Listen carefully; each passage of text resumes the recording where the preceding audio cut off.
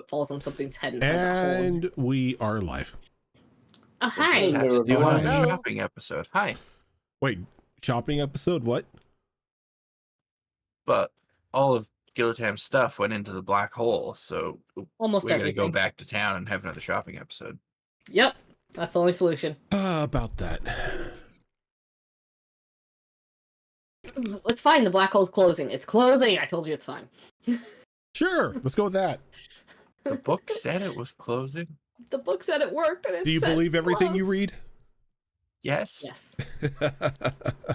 Look, the magic said it would work. It appears to be working. It's fine. This is fine. Everything's fine. Is it? We'll find out. We'll find out. I was an idiot and I forgot to do the thing. All the things. No, just one very important thing. Change out the character card. Nope. I forgot to change the sound settings for Sirenscape so it goes through the correct channel. Oh. Well then, that's awkward. There we go. It's changed to the right channel now. But yeah, so last time we left off, we stopped in the middle of a I guess you would call it a combat situation. Now looking at a gate that was expanding, but thanks to using the book that Snow had acquired from the library while back in the city, you were able to will something into the world, as writing in the book that the gate was going to close. You notice the expanding tear in the space-time continuum slowly but surely starting to shrink away from all of you.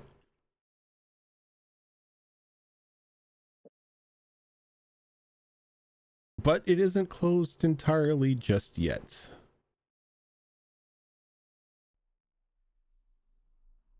So I think with that, hopefully the music comes through. Can anyone hear Sirenscape? I probably Very could low. if I opened it. That might help. I see the little soundbar thingy going, but it's super low. I can see it. I can't hear it. Yeah, I had to turn up like halfway to get it to come No, through. I've got. That is weird. Okay, give me a second. Sirenscape is being weird. When is it not? Sirenscape is being Sirenscape. Mm-hmm.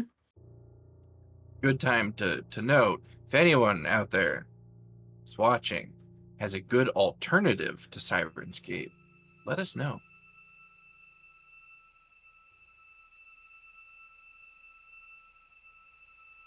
Definitely hear that one. Yeah.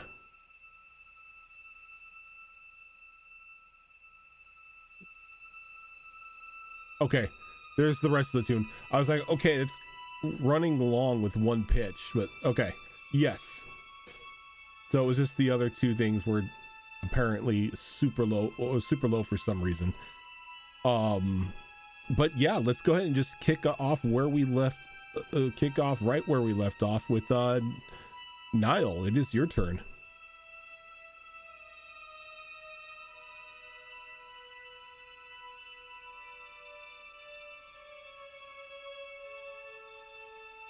Okay, I just twisted my ankle coming back. It's okay. Jesus. Please don't. Son of a bitch. It wasn't even over my child's toy. It was over my fur baby's toy. Oh, no. Oh, God. One of the babies Okay. gotta get you. Mm-hmm. They plotted Okay. together. Alright, what roll am I making? It's your turn. Okay. We're still trying to move away, though, correct? Yes, but you are out of the gravitational pull at this time. Oh, I am. Okay. Who at this moment in time, is still in it? Right now you are still currently on Horse Alora's back. Okay. And the people who are still in it are Charon, do that. Grim and Snow. I don't know if I'm crazy, but I remember there being like a sphere or something to show us like where it had spread to, and I don't see it to know like where the boundary is on this thing. You are right. What happened to it? That way I know how far to go in or not. That's not it. Oh my god, hun, when you come into town, I'm gonna need you to work on my ankle, please. I got you. Please do be careful and not make it worse until I think see it's you. fine. I think I just strained it. Like, it's fine, but oh god, that If it did is in not pain right now, hurt. hun, do But- ice it immediately, please. Yeah. Thank you. Ugh. So it's like Things. that. You are on just on the edge of this. Is it in GM mode? Because I still don't see It is in GM mode because my brain is soup today. I understand that There you completely. go. Oh, there we go. Okay. And you know what? I should probably take chat to the map as well, because you know. I was Oh, just there we gonna go. say. You could probably yeah. use It's it. been a hot minute. You know what? I am going to take out rope. Because who doesn't travel with rope? A lot of people. Yeah. Currently Uh, snow. And I'm going, while I'm still on the horse, because horse is strong. So, I am going to throw the rope and say, hey, you three might want to grab this if you want to get pulled out. And I'm going to throw the rope to the front, so there's a line for all three of them to grab onto the rope so we can try to pull them out. Sharon, can I get a dexterity check from you? Sure can.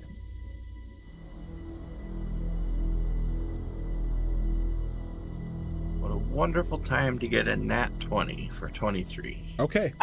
Spoke like Vanica too. I was like, wait, wrong character. So Let's grab on. the rope is thrown out, and you just quickly put together in your mind that since this gravitational field is like still pulling you, it's gonna pull the rope towards it as well. So you, instead of reaching out in front of you, you go to the side and you're able to grab it before it gets out of arm's reach. And then just having them, since I shout out to everybody, to kind of feed it if it only went as far as her, just to kind of feed it to the other two, and y'all just hang on, tug of war style, and she'll turn to the horse hobbit and go, all right, giddy on up, horsey, let's get our friends So, out. On their turn, on Sharon's turn, they can use the ability to, they can use an action to pass the rope, or to like need the rope back Okay. to the next person, and so on. Gotcha. For the record, this is just a fun visual. Niall is totally doing the Old Spice commercial thing where she's like, I'm riding on a horse backwards. Yeah! That's how I totally pictured her the whole time. So As that she works is out for me. facing, she's on the haunches of it, trying to hold on to the rope and kind of, I guess you don't really have like a saddle or anything, but still gonna kind of like Nope. hang on to it. She's got strength. It's She a can do wild this. horse. And she's just like on the haunches facing everybody with her back face to the horse's like front part. She's totally doing the whole I'm riding on a horse backwards. As she will grip really hard as she waits for horsey to pull. Okay. Alora. Alrighty, so a strength check. If you are pulling now, yes, but if you were to do that, you're only gonna get Charon, because Charon's the only one with a rope. Okay. Yeah, I would delay. Okay, I will either delay my action or hold fast where I am. Do I need a roll to do that? No, you're not in the aura right now, so you don't need to worry about it pulling you closer. Okay. Both you and Jinx are pretty much like right here. Yep. Right on the edge. This is awkward. Ooh. I'm Niall. Niall, I call you Jinx because you're playing a character that's Jinx. Look, I'm not gonna lie. I was inspired by both Jinx and Harley Quinn, so So Jinx, it's a little bit of both. So if you're gonna wait until the last person has it, I will put you behind Grim, because Grim will be the last person to grab onto it, I believe. Are you moving Jinx or are you moving Alora? Alora. It's Niall. So I don't see any names or any identifying thing. It's very Good for you for being open-minded. I mean, Zora, your name thingy at the bottom of this Roll20 screen does still say Janka. So. yeah, Wait, what? yeah, it still says Jenka. It says Does Jenka. it? We have Cannonball, Oh. Janka, And Cannonball Jenka. says Cannonball. I mean, it's all very confusing. Look, right? Let me look. fix that for you. I real am Good quick. job, changing that spoilers. right Good job, spoilers. Now you found out that Jinx or Niall is just an even more traumatized Jenka, Jenka. and I knew it. Cannonball is Grim's beard. Yep. Cannonball Okay, would be the changed beard. it. You got Very it cursed good. into being weird. Chiron, you're up. So action to pass the rope. But would I be able to use my bonus action before passing it, just to quickly like loop it around my wrist, so it makes it easier for me to hold on to? Yes. But also I will need a strength save from you. You can make it an advantage because you are technically holding onto the rope. Though I will say, if you roll a 1, you're gonna pull Niall in with you. Glad you gave me advantage on that. Didn't roll a 1 on one of them, but it was a very low number. The other one This brings is it up fine. to 15. A 15? Okay, you're fine. You're able to withstand it. You're Perfect. able to Okay, like so thread it around your wrist as you pass it Yeah. back. I believe that's Snow behind you, so you could pass it back to Snow. I will do exactly that. Okay. Anything else you want to do? No, I don't think I want to try and move or anything yet. Not until we all have the rope in Yep. hand. Question, Niall, how much rope did you throw out?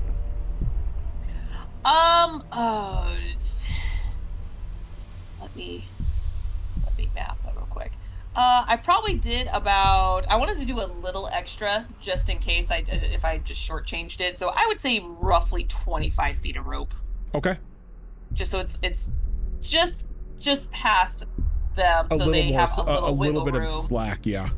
Yeah, exactly. So they're not all like, okay, guys, you guys have to all touch hands and get pulled out. So yeah, so I would say 25 feet. Okay. Not a problem. All right, Callista.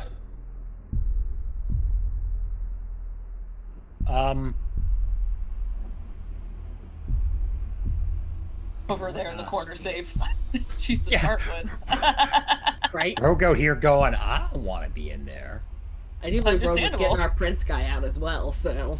Yeah, the princess with the rogue. That's true. That's true. I forgot about that.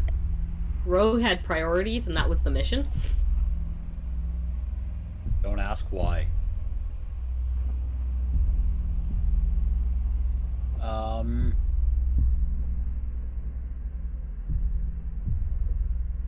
Yeah, I don't have a good plan. I'm going to get the prince far away from this. Okay, so you're just using this time to just continue pushing him away from the. It's like, let's go right now. Come on. You're the client. We don't need you dying. My paycheck has a health bar. Let's move. Yeah, you know what? I'm not even mad at that. No, can't That's match that. completely understandable. Someone has to have priorities in this group. Okay. Yeah. I think we figured out who group mom is. Grim. The Rogue? Yes, sir. Poor choice. Can I get a strength check from you? You are not gonna have advantage because you do not have the rope yet. Okay. I Strength did save. have an ongoing power that did give me advantage on strength check, so. Okay, yeah. So, So I don't know if they cancel each other out or if there's anything going on. no. with that, There's no disadvantage. It's just No? Okay. I forgot that you had the ability on right now. So yeah, you Yep. can go ahead and make the save at advantage. Okay. Let me just roll a couple of d20s. That is not my best. Let me see here. We might be going for a ride in the portal. Give me a minute. No. Swear to God. Let me see what my strength. It's pulling So- you. It's a check, right? Not a saving throw. It's a save. Oh, it's a save. Yes, it's a save. Yeah. That's a 9. Swear to A God. 9. Save everybody dying myself. Yep, that's So you are pulled back 10 feet. As like you can now feel like, even though this gate is closing, you could now feel the pressure of like the gravity well as your beard is like flying back over your shoulder, being pulled towards the gate. I can feel it good pulling news on me, is- butt beard. The good news is you're only within 5 feet of the rope. You just gotta get to it. Yep. We will try. It is difficult terrain, but you have to make a strength check in order to move. Well, we'll have to see what happens when it's my time to roll. Well, it's still your turn. It is. That was just at the start of your turn that you had to make that save. Oh, I can still do a thing. All right, I thought it was just roll to see what happens. All Nope. right. Then yeah, we're gonna try to advance towards this thing and see if we can. Go ahead and give me a strength check. All right. And I pulled out. If you want, you can roll athletics. Sure. Let me check if my athletics is any better. I heard buttocks. That's okay. You didn't I'm talk not about his gonna lie, beard earlier. I heard so... it too. I heard that too. I'm not crazy. Okay. Punch You- them Actually, cheeks you and do, let's you do go. have a Glute bit more from muscles. athletics, so I will take the athletics. Let me roll the oversized d20 this time. This might be a The Fox oversized type d20 situation. protects. That's a 21. A 21. Okay, yeah. So you are able to move, and it's only difficult terrain right now. Shit, let's go. We have normally a movement of 30, so we will move up 15. So 1, 2, 3. There we go. Are you grabbing? Are you gonna go there? Or are you gonna grab the rope? Well, I'm assuming if it is a rope, I can put myself on the other side of the rope from them and grab my way up, right? So as you're walking, as you get behind Snow, you grab the rope and then you walk beside her. Yeah, I'm basically moving up, just Okay. kind of doing the whole hand over hand thing as we go. That way, if one of us accidentally lets go or F's up, they're not falling on the other person, and Congo lining our way out of here. Probably a You good don't want idea. Snow to take you out at the knees. Do you want to try to take me out of the knees? They're pretty far down. You're gonna need to kind of bend over and reach. All right. No comment. There's so much happening right now in my head. Right.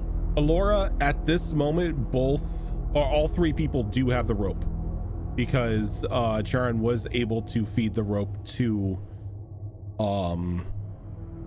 Snow on their turn.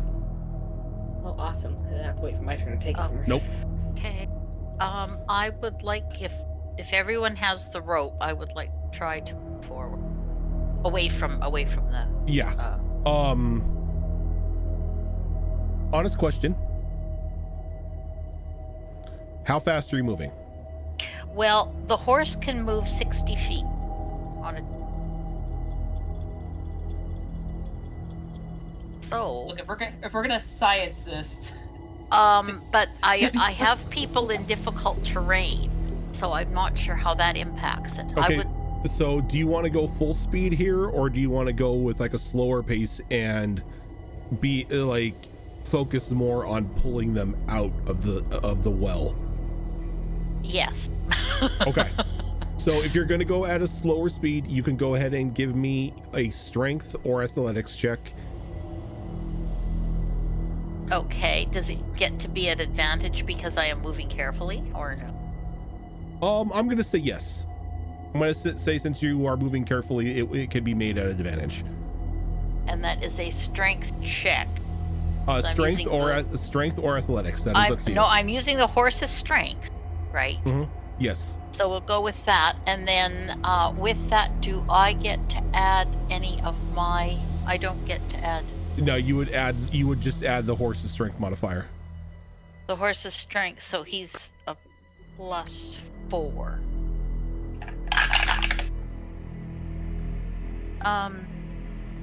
One of the cop. Okay, so I've got a 19 on the better dice. +4 is 23. Okay. So moving at a slow pace.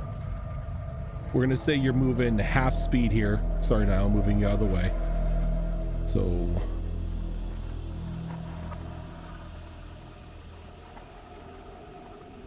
you go about half speed, 30 there.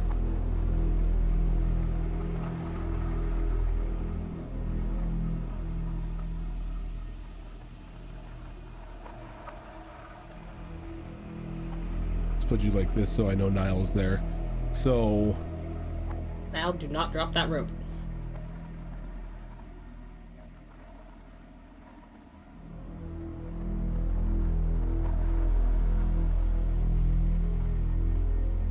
oh, we lost someone.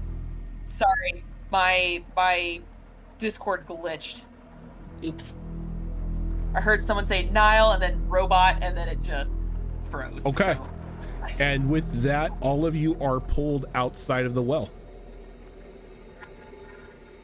I would like to continue moving away just in case, because as far as Nile has seen so far, it has just kept spreading. So Nile would like to keep going away. So on the well's turn, you see that it reduces size by double.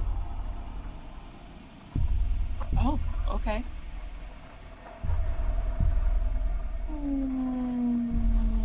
What did you guys do?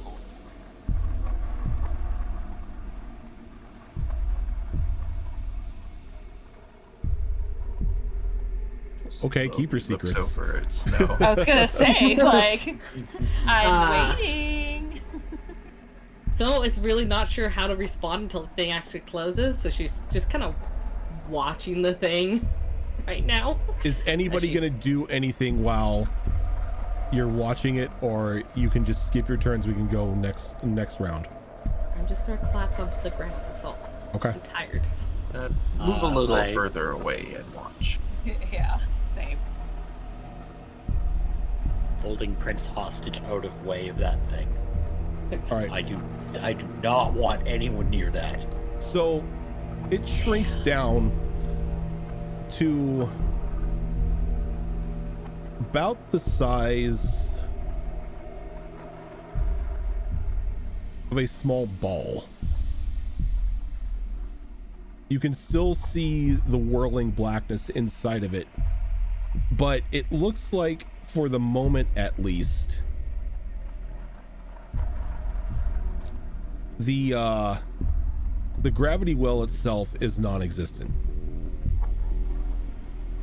as you just have this small, like tennis ball sized black dot just hovering probably a good 3 feet off the ground. Just to be sure, I want to pick up just like a seashell or something and throw it in the direction of that black ball and see if at any point it looks like it accelerates towards it. Like Go- there's still a pull. Go ahead and give me an attack roll.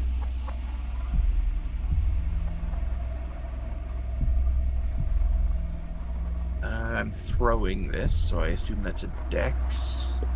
15. 15.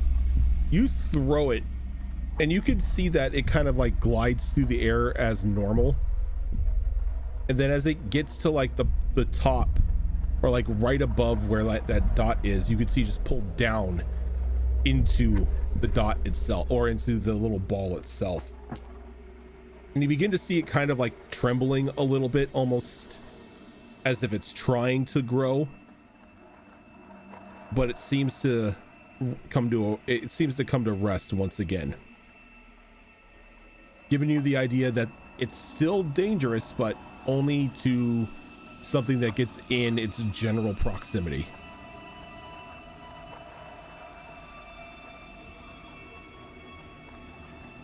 Well, that's sort of problem solved. The ball hovers there for a moment.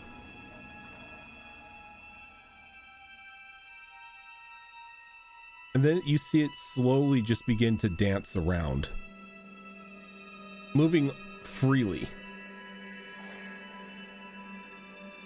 growing a little bit more in size now to about the size of a basketball. Great. It's sentient. And it flies on over to here. And the blackness sort of fades as an eye takes shape. God, this is how beholders are born. Sickly orange in color, almost reptilian in its look. And it just looks around with its like newly granted sight, looking at all of you. And then it darts into the tree line. Oh, that can't be good. So At least do we someone want to has their let the eye on creepy us. eye thing go loose? You want to chase it? Do we have a Yes, I do. real choice? Do we even have a way Yes. of doing anything about it? We barely got the Aw. thing We to could go. always put it in the coffin. No. I feel like that would be a bad idea after what we just went through. No, putting anything else in those portals seems like a poor choice right now. Think, give us some time and we can figure out a way to get rid of all the other portal bags. Or maybe we just bury them all right now. I don't want to I want to be done with this. Sew them shut. You ain't burying my coffin. That's just unnatural. Prince Vastrin kind of walks up over to all of you. Now, can anybody explain what that was? Looks directly at Snow. I was just gonna say, it looks And directly at better Charon yet- and Snow. Looks directly at Charon and Snow. I have no idea what that eyeball was. I know what it was. I don't know what it used to be.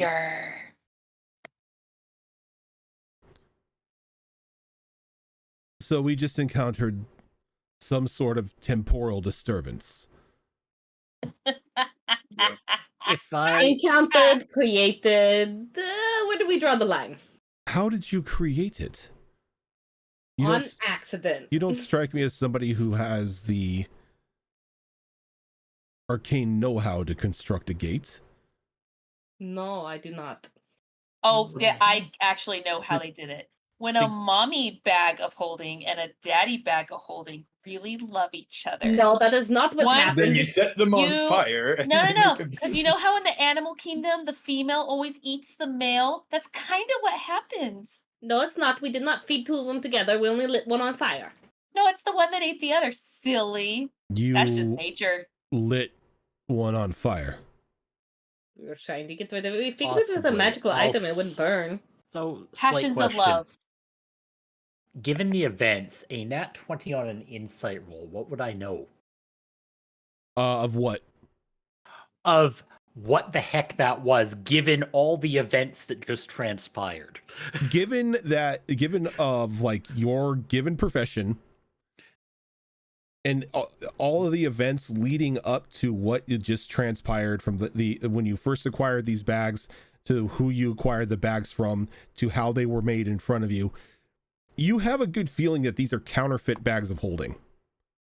They still have the premise of a bag of holding. They still provide like a small pocket dimension to put your stuff in, but it's not entirely stable. Look, bags I of holding have a are supposed to be magical theory. items. You shouldn't be able to burn them. I have a theory what they are. They're fake bags of holding. We were, how to put this nicely, swindled. Damned. They do probably go to another dimension, just not the one we think that is.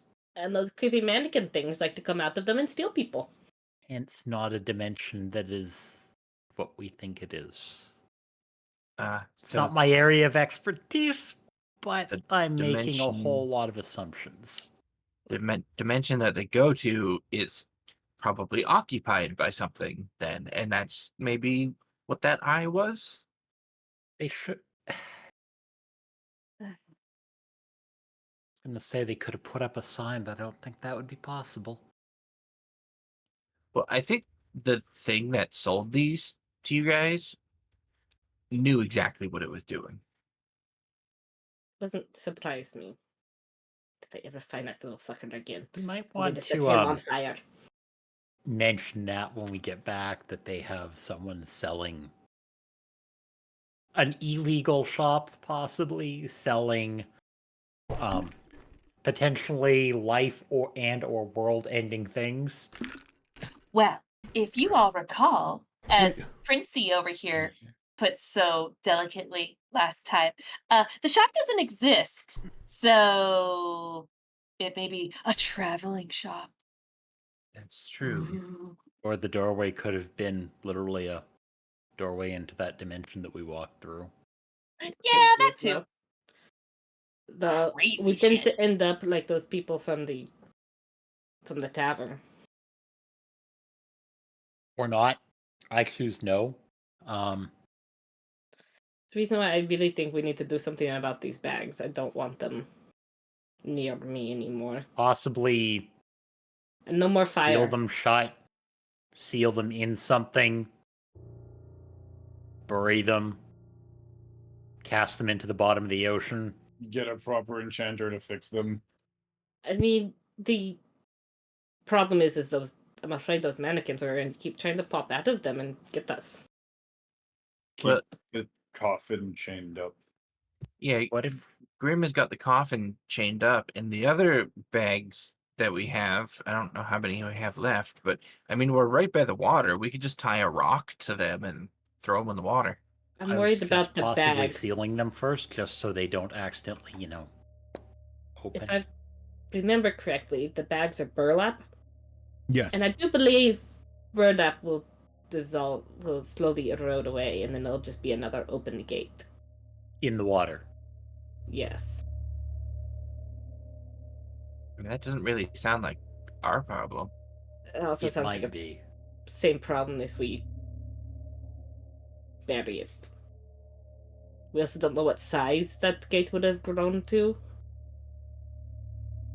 I think the answer is yes. I'm afraid of that too.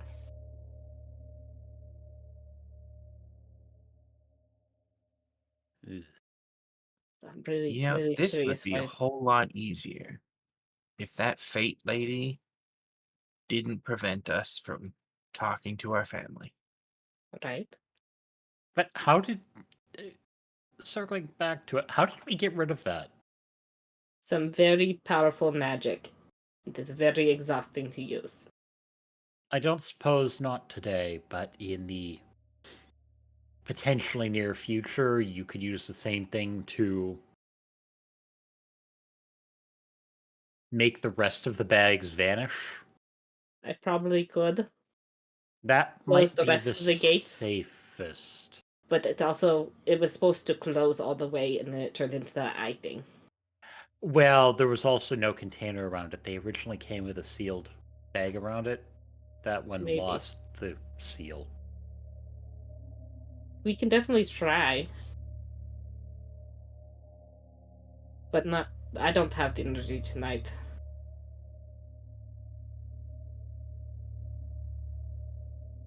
I mean, I guess someone else could try if they really wanted to, but it's going to be taxing.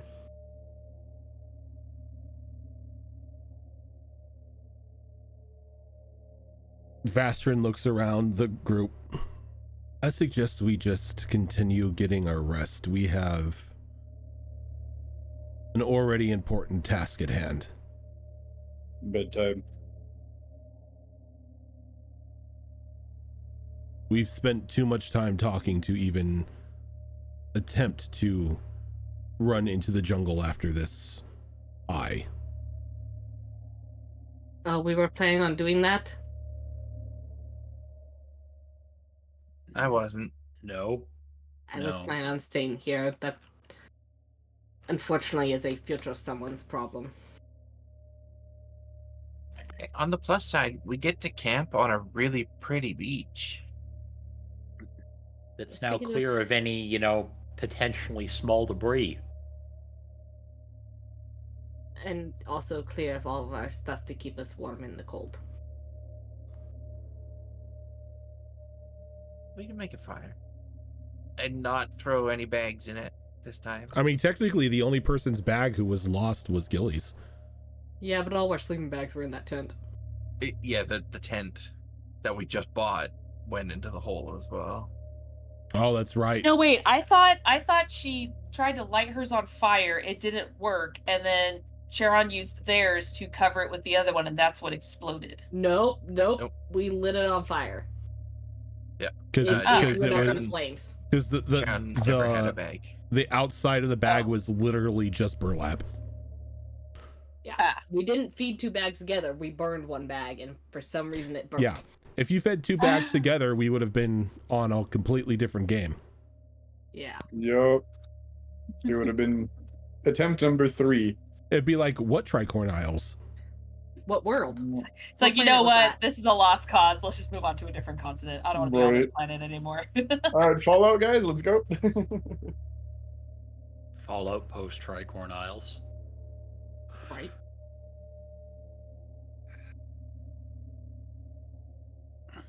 Well, Well, I if say we go ahead.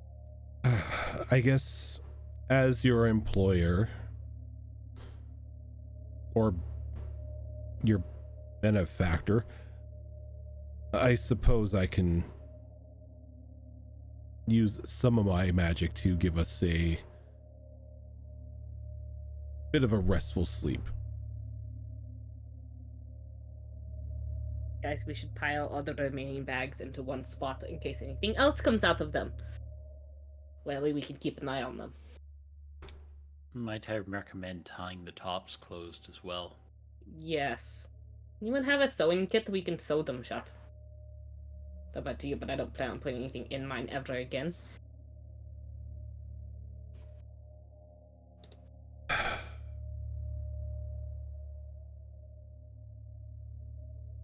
I will need everyone to get to come a little bit closer. And Miss, you're going to have to unhorse yourself. Alora switches back. I was actually just looking to see how long the wild shape lasts, because I was thinking that if I have Many an option, I hours. would You could drop it. Yeah. Well, I can drop it, drop but I was also thinking because it was cold that having a large horse might be helpful, but we obviously don't. need We that, are not so- turning you into a bantha. He pretty much pulls gets you all to be close around him as he casts Leomund's tiny hut. Oh, want us to get closer? Well, I haven't begged a prince before, but okay. He kind of just gives you a very deadpan stare. You're right. I was lying. Not on this plane. Does the shoulder wiggle to shimmy on over closer? See, so he looks at you and just almost flat out ignores you as he looks to the rest of the group. Oh, Get the this will be fun. get the rest of your sleep while you can. First light comes, I expect everyone up and ready. We have a very exhausting journey ahead of us tomorrow.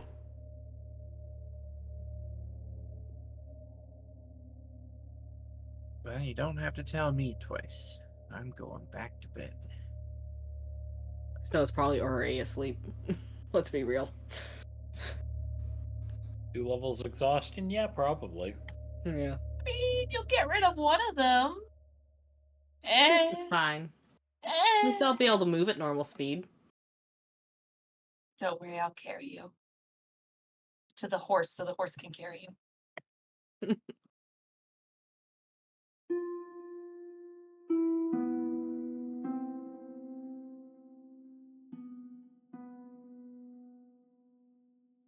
Almost as soon as you fall asleep, first light is upon you. That was too short. So you have to 1 minute, please. It feels like you just laid down, I should say. It doesn't like you lay down and 5 minutes later the sun pops up. But as you wake up, a soft snowfall is already starting to blanket the beach. And you notice that the shore of the lakefront is a bit frozen over.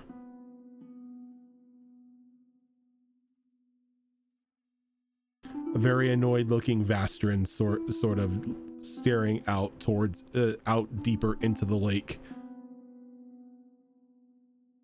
digging through his bag, preparing a couple spell components, it seems.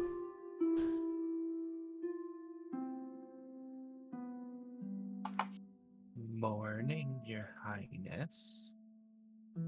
And unfortunately, the morning is against us.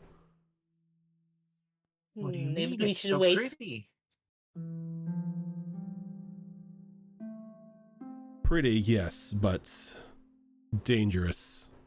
So he kind of points out, and you can see that probably a good 30 feet from shore out into the lake is frozen over. We're going to have to walk out to the lip of the ice before we can begin to make our descent down into the lake itself.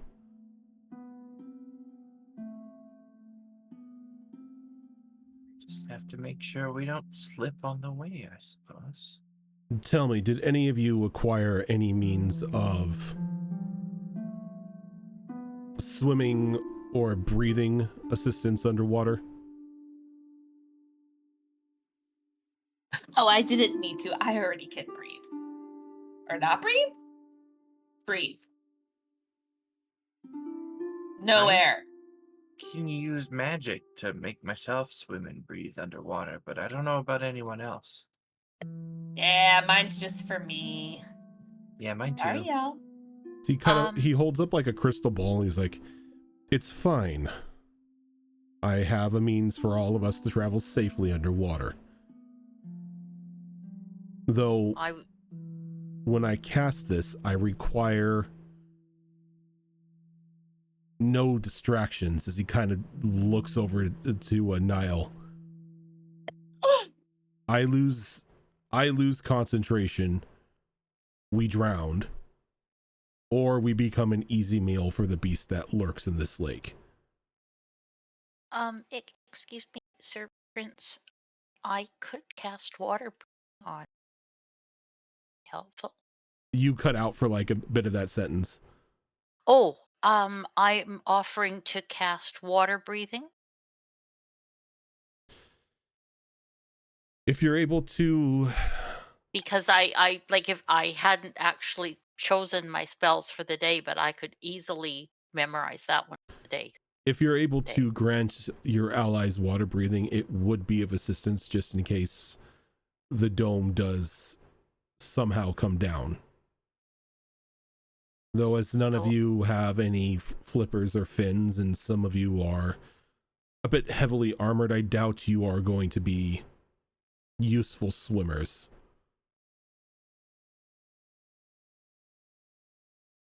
Okay, so I will flip out my moon spell for water, so I have that. Cutting in and out again. I've got to change the gain back on this mic. Unfortunately, it's not ideal Just push your mic in like half an inch. towards me. This. Yes. Okay, There is you that go. better now? Yup. Better. Okay. All right. Yeah. So I've got the water breathing spell. I can cast it as an action. Use a spell slot. Then Isn't that good a for- ritual spell? Yeah, you don't need to use one of your prepared slots Well, if you don't want to. You can Yeah, just ritual I mean, cast if it. we've got the time, I can ritually cast. Take the 10 minutes. Yeah.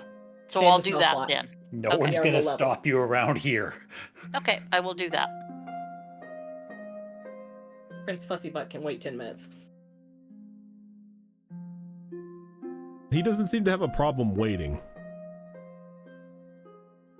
He looks to be a bit relieved as you seem to have a plan.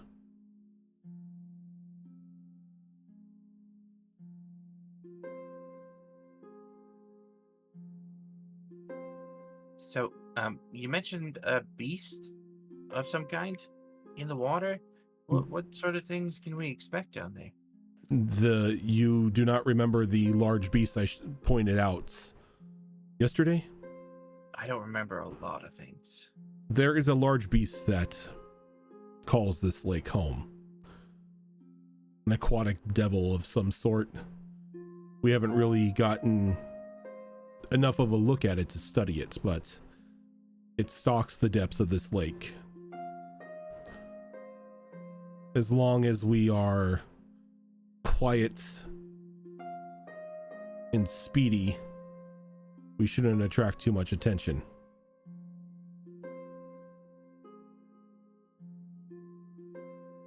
And if we get like separated from each other for any reason, I will leave you behind. Okay, not where I was going with that, but good to know. What does our destination look like? What should we be on the lookout for? Once we get below water, you will not be able to see anything anyway. As long as you stay within the dome I will erect around us, you will be fine. Move out of it and you're as good as beast bait.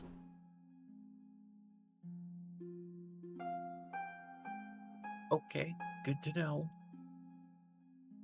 You're awfully serious today, Your Highness. I am normally serious when facing death.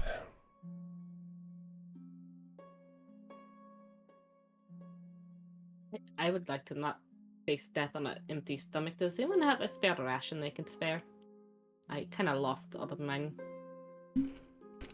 Well, I hadn't used spell slot, so I would be able to produce good berries for you.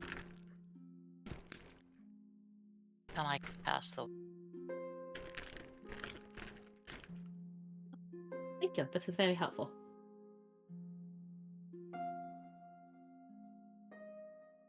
And I Rojan, can you do- have it what that I can have 10, or do I roll for? It's 10. Good berry Okay. produces 10. Okay, so I'll have 10, and there are 3, 4, 5, 6, 7 in the party, 8 with Prince, so that leaves 2 more.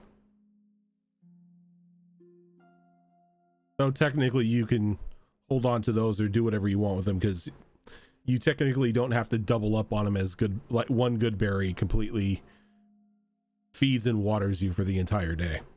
Yeah, so I'll keep the extra 2 in case, because they would heal if we were really desperate. Better than nothing. This is true. And after water breathing is applied to everybody, Vastrin mutters a word around himself. You see the soles of his feet begin to glow.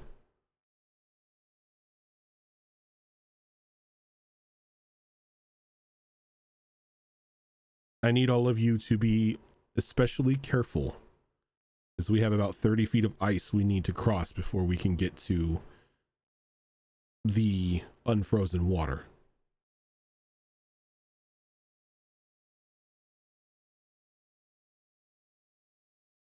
Walk calmly, walk lightly.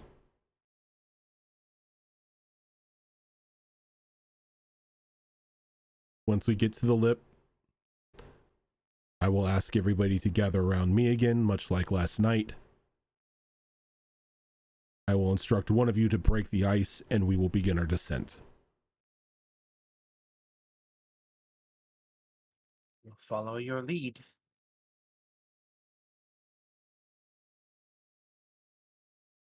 So he gives like one final look to everybody, and he nods as he turns and he begins to walk out over the ice. And as he does, you can see his steps aren't necessarily planting themselves on top of the ice. He's barely hovering, probably about a good half inch off the ground.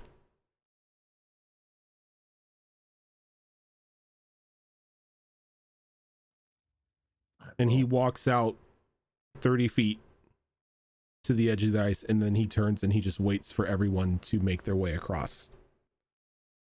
I will say this. These are going to require some rolls. Your armor is going to play a factor in this, as well as how fast you move across this ice.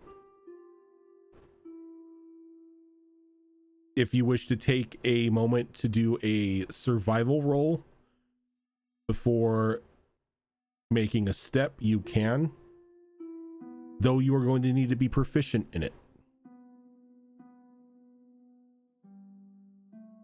Those who are proficient, though, can point out safe spaces for their allies to walk if they walk behind them,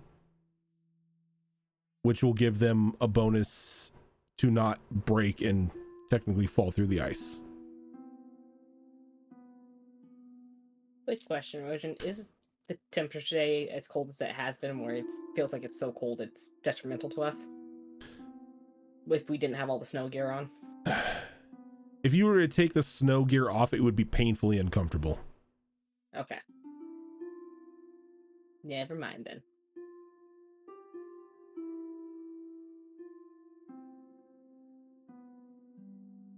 So the thing that I need from all of you here is I need a marching order as to how you are going across this ice.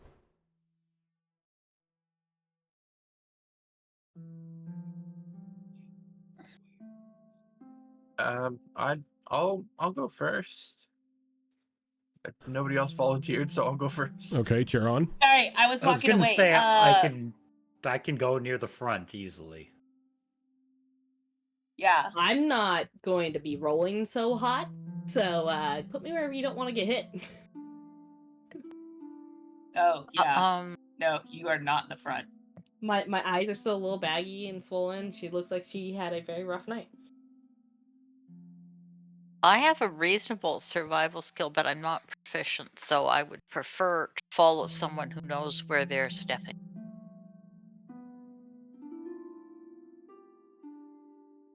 I am not proficient either. I am not proficient either, but I'm hopefully gonna use some magic to assist me here.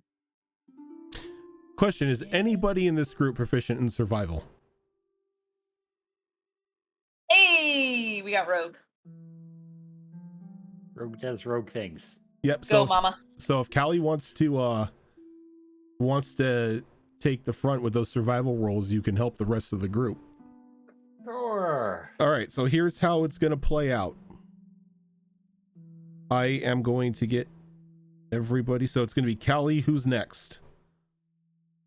I'll go next. Who's after Charon? Snow, since everyone else is being quiet. Okay. Who's after Snow? I go after Snow. I wouldn't mind following Snow. Okay. I'll go after Alora then. Okay, so Alora, then Niall.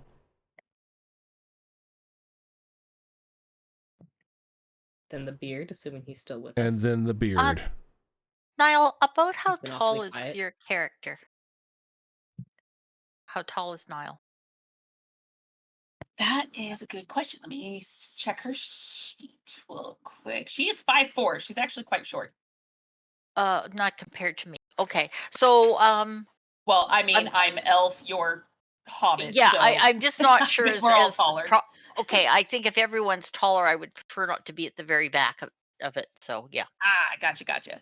My character is very versatile. I'm either good in your face or ranged, so I'm good either way. All right, so here's how it's going to play out. Once your character moves 30 feet towards the direction of where the prince is, you've made it there safely. On your turn, Nope. I'm going in the marching order here. You can say how many feet you are attempting to move. The amount of feet that you are attempting to move will determine the DC. If a successful survival check is made by Callie, and Callie points out the safe spaces to step, you will gain a bonus to your rolls as long as you remain behind Callie. Though if Callie fails, you will have a detrimental penalty added to your roll.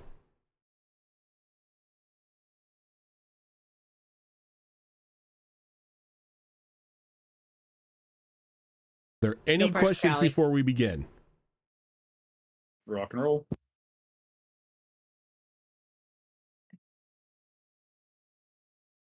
Okay.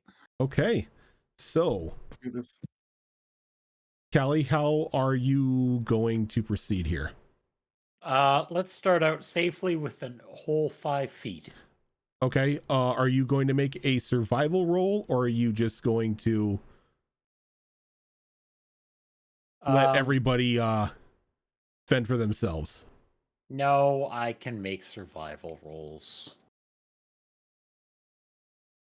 I mean, my Yay, the survival's rogue decent. mom. My survival's actually pretty decent. I'm just not proficient in it. Yeah. Does that cleric have to be proficient in survival? If you want to point out safe spaces to walk on the ice, you must be proficient.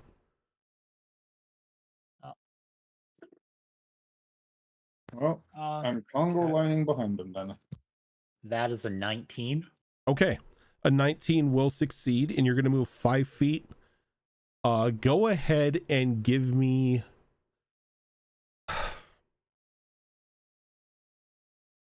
It's going to be a dexterity check. Always remember I have acrobatics. If you are proficient in acrobatics, yes, you can use acrobatics. That is also a 19. A 19, and you can add +2 because of pointing out the safe spots in the ice. Actually, no, you can roll with advantage. We'll make successful survival checks advantage. But okay, so Callie, you successfully move 5 feet onto the ice. And that brings us up to Charon. Well, since we're only going forward 5 feet here, I will not use the magic that I was going to rely on.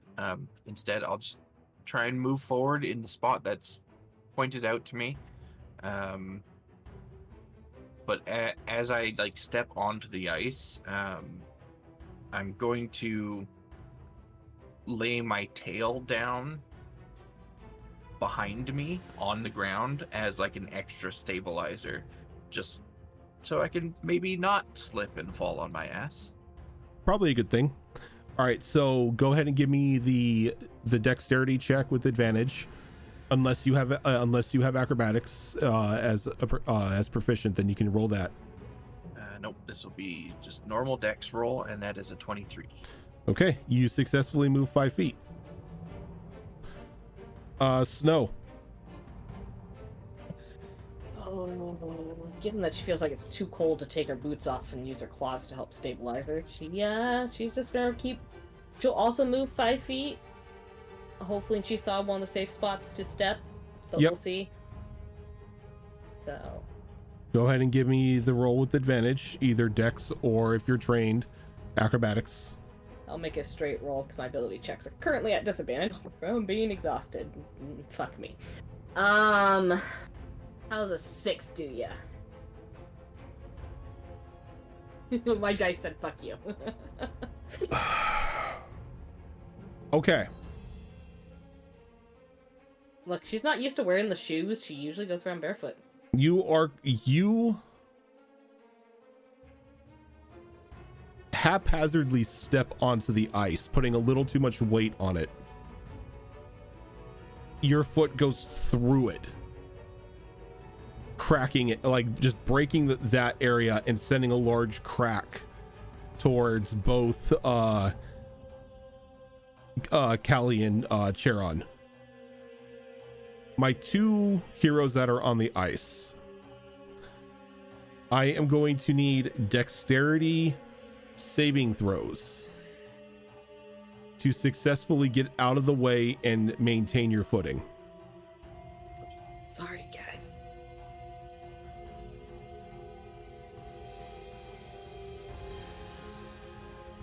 That is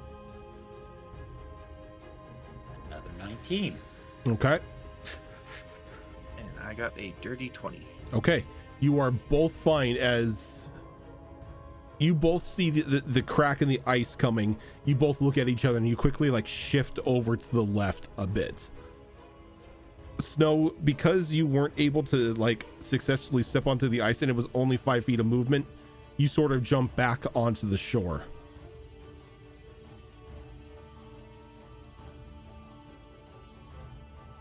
Sounds good. Now, because this crack has happened, the remaining people this turn do not have the advantage on their rolls trying to make it onto the ice.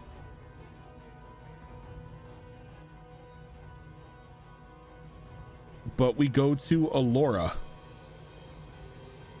Okay, and you want a dex, just a dex saving throw? No, a dex check. Well, first I need to know how many feet you're moving out onto the ice. The same amount that the first 2 moved, which was, I believe, Okay. 10? That'd be 5 feet. Or 5 feet. I'm sorry, 5 feet. It's going to be a dex check. Falcon Wolf, thank you for that sub. It's going to be a dex check, but you don't have advantage because Snow cracked the ice previously. But if you have acrobatics trained it's like proficient, you can roll that instead. No, that's not something I do. Okay.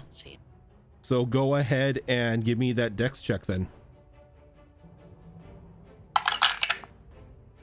Oh, that's not. That's not good. That's an 8. An 8. So you shift a little bit over to the side, sort of lining yourself up with Callie and Charon after like the first part of the ice was cracked. As you go to step out, and the ice is even weaker here, as your halfling foot just cracks through the ice, and there's just this audible snap as you can see like a horizontal line beginning to form along like the ridge of the shoreline. Though it's still stable, it's not looking good. Though you're able to jump back and not necessarily fall into the water. Okay.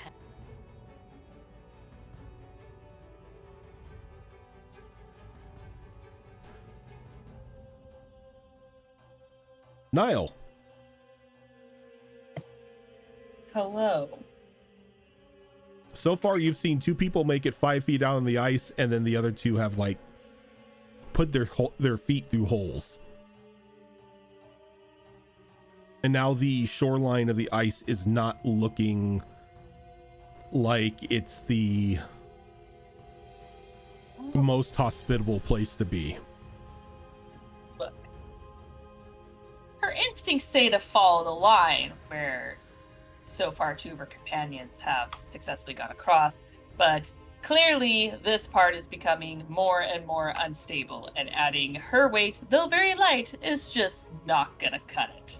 So she's gonna try to risk it for the biscuit and just kind of move just a little bit to the side to, in a sense, kind of go around the weaker parts of the cracked ice and try to go just 5 feet just to test it, make sure that it's gonna be okay going in that direction, to go just a bit around this.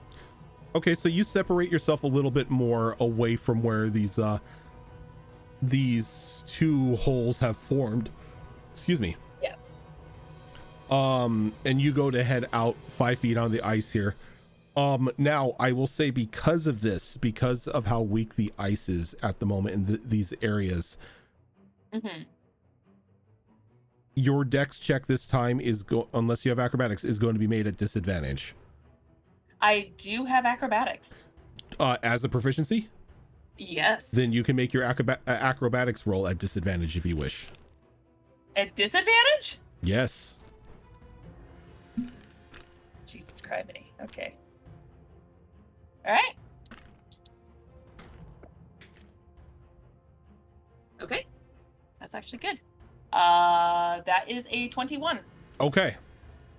I have a +7. You kind of like start doing deep breathing, sort of just like really quick breaths, hyping yourself up, and you step out onto the ice, kind of like slowly gliding across and stopping about 5 feet, a little separated from both Callie and Sharon, but out there all the same. Well, I don't want to weaken the integrity of the ice already, so might want to just slightly sidestep this way. Grenade. Because in her mind, snow hit a weak point, and then Alora stepping on it just confirmed that it's stable integrity is just done. So she's like, "Yep, nope, I'm not gonna add more. It's to ice. This. I'm going around. It's ice. I'm going around. This is not good." So yeah. It's ice. You don't know how much of the surface is frozen over, and you can see that not the entirety of the lake has been frozen. So Yeah. stability is not the name of the game here. Yeah. Grim, Yes, sir. Can you hear me? I can hear you. Awesome. This sucks for Grim. Yep. We have a coffin to carry. We're supposed to cross shitty, like, ice that is not fully formed. Oh boy. So I will say, because you are a heavy boy, this, like, everything here is disadvantaged for you. Yeah, no, this is not my this is not my party. Oh Lord.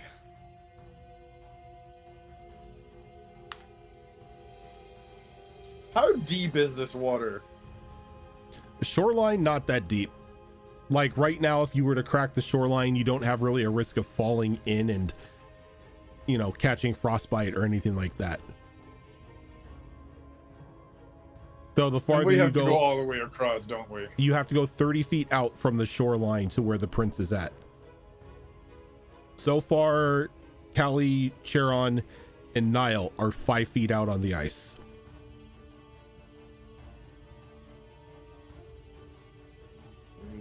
Out to the fences.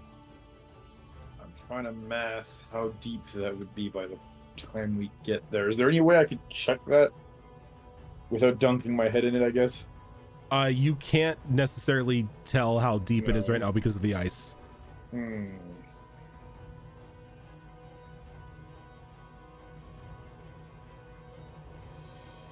Blood.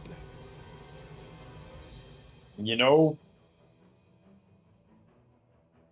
we're gonna try, but once that's done, we might have to resort to using the Dragar racial magic here and maybe enlarge ourselves so we can just touch the bottom and not sink, provided we fail. Okay. But you know, we're not doing that on the ice right now because that's just, you know, impossible. Now, are you spacing yourself out a little bit wider from where like Niall went? Oh yeah, we're not going anywhere near these people because Okay. we all know how that's gonna end if I try that right now like that. Okay. But yeah, let's see. I'm assuming, like you said, survival at a disadvantage, right? If we're attempting that. Are you proficient in survival? No, I'm not. So it's Then just flat out that. It is going to be a dexterity check at disadvantage. That's it. Okay. Or flat dex at a if Grim disadvantage. Grim is somehow trained in acrobatics, he can use that at disadvantage.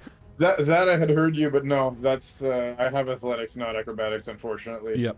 So just going to be straight up dex at disadvantage. Yep. Let's see what the dice have to say.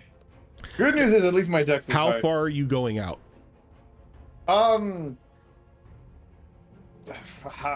Far enough that if ever I do fudge up, hopefully I don't give everybody. No, else I mean, how the far are you walking? opportunity to bath. How far are you walking out onto the ice? Because that does determine the DC.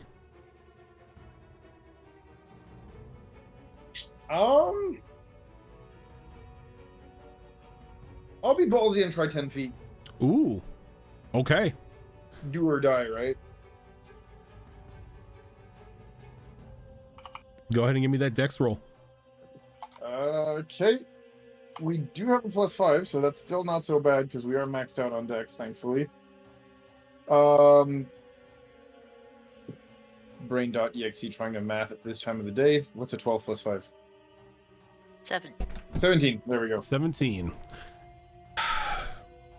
Would Grim, you pray to everything that is holy about the beard as you take your steps out onto the ice, and you are able to safely make it out 10 feet.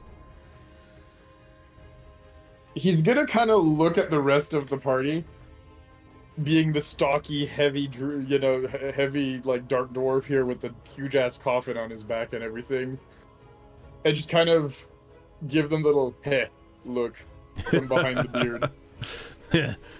You definitely get an eye glare from Snow. Because she is too tired for this And shit. okay, so we're gonna come back up to the top of the order here with Callie.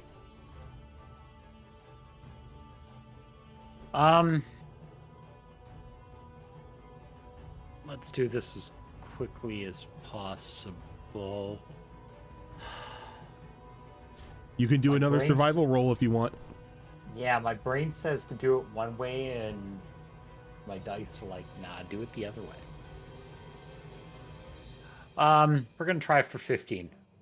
15 feet. Okay, go ahead and you're doing a survival check, right? Yep. Okay, go ahead and give me the survival check. Nat 20. Nice. So you stand there for a moment, and with a nat 20 from where you are at right now, you can see the perfect places to step in order to get directly towards the prince. Unfortunately, the only other person who will be able to benefit from this is Charon, because they are the only person nearby. Well, you know what? Sharon gets cookie for being nearby and staying with the group. So you can go ahead and give me the dex or acrobatics roll at advantage. Though if you are moving 15 feet, that is going to be a hefty DC. Well, we're gonna try it.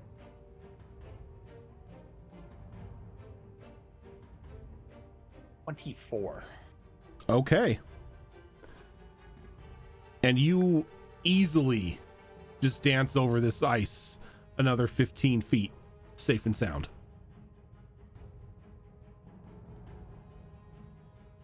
And now I look back expectantly. Come on, little ducklings. Jaron?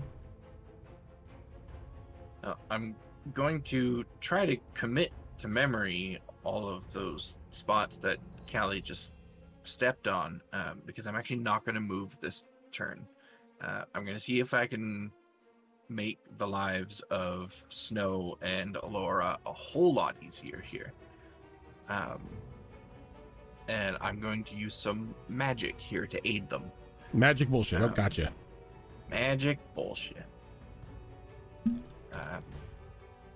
So I'm going to look at the two of them and just be like, stay very close to each other. Do not move more than 5 feet at a time. And then I am going to use a sorcery point to quicken Dispel. So I can cast this as a bonus action. And I'm going to shape water. Okay. 5-foot cube on the shore, and I'm going to use the freeze feature of shape water. So turning that 5-foot area into solid ice. Okay. So hopefully it can't crack and have them fall through. But doing that with Quicken spell allows me to then still have my action, which I will hold for Shape Water again. So when they step out onto that first block, I can then use my action to freeze the next block for them to step onto, because you can have 2 effects active at a time. Okay. But I have to stay put where I Go am ahead and for their take entire travel time. Go ahead and take inspiration for that. Thank you, sir. Look at you thinking outside the box. Wizard math.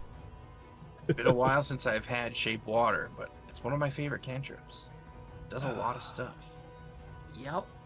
And we're gonna go to Snow. Now you're making me feel extra bad. Cat named Snow Because doesn't have cat named Snow is just going to activate the earring that she put in that makes her have butterfly wings. Fuck his eyes. As you activate the earring, and the beautiful stained glass butterfly wings appear on your back, giving you the ability to fly. Forgot you had that. So did I until this moment. Well, at least you helped Alora. You can easily flutter. Maybe Grim. I will say you can easily flutter on over to where the prince is at, but I will need a roll for when you land.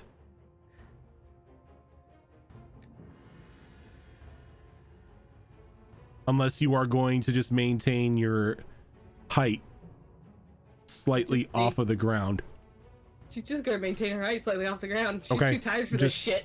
Just little fluttering. Okay, I'll mark you as 30 feet, so you're good. I'm so sorry, Alora. I'm so sorry, Fox. I felt so bad. You're like, I got you, and I'm like, but I got myself. Butterfly wings. Still helping out Alora, at least. Alora. Well, Alora actually has a couple ideas too. I have an idea where this is gonna go. How do We're you really feel good about at teamwork, but we don't communicate. how do you feel about your druid turning into a penguin? Flightless bird. They don't fly. Loophole. Would you allow it? And what would that? I would allow you to become penguin. And then I could just kind of slide across. Yep, just belly slide across the ice without a problem because you're a penguin, you weigh nothing, and you're an expert on the ice. Poor Sharon tried so hard to help us. Sharon's like, I can help. Everyone's like, So I will we got mark this. Alora as 30 feet. As Sharon, you like form the ice and everything, getting ready for everybody to, step on it to help him out. Snow flies over in the butterfly wings. Alora turns into a penguin and just kind of belly skates right by you.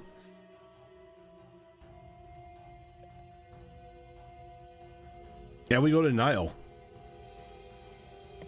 Well, no, I will say this. Because you held your action, if you wish, you can attempt to move. Oh yeah. Could I instead continue to hold my action and shift the target of it to Grim instead of Alora? Yes, you can. Okay, perfect. Yeah, because Shape Water, let me double check the range on it. I think it's 30 feet, though, so it should be okay. Yeah, range is 30 feet, so I should be able to visually see him from where I am. Yep. Okay, then we'll go to Nile.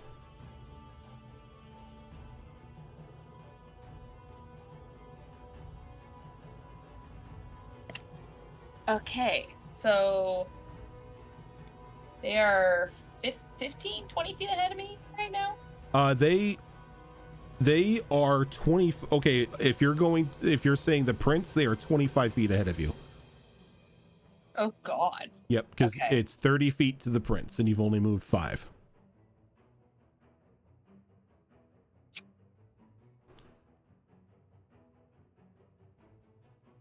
You know what?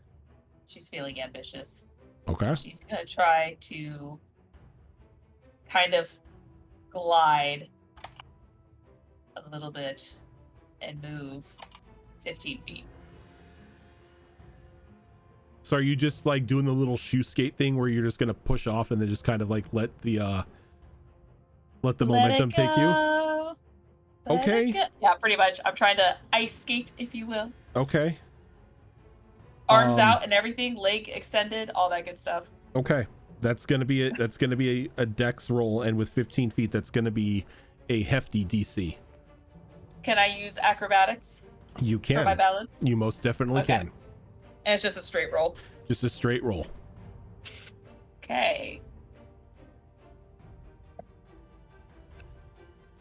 If you're trained in acrobatics, correct? I am, yes. Oh yeah, yes. Then you most definitely can. Okay. Oh, I feel like her and Grim are just gonna have a pissing contest. That's a 25. That definitely gets you there. As you kind of just skate on by, just enjoying the nice little winter's day out on the ice rink. As you kind of like look by, as you bypass Grim and you come up to like the same area as to where Callie, like the same line as to where Callie's at. So as she glides by, she has like her arms out like this, and almost like in slow motion as she's going by Grim, she's like just going by. She's got a shit-eating grin, like she's like, it's competition. She's like, I can do it too. As Grim just turns into the kid in the game, the team killer kid in the game, just slams the coffin down on the ice. Yeah, we're throwing the coffin at the ice at her feet. No, I'm kidding. Oh god. Bye. Speaking of Grim, Yes, sir. you are up. Oh no. All right. Well.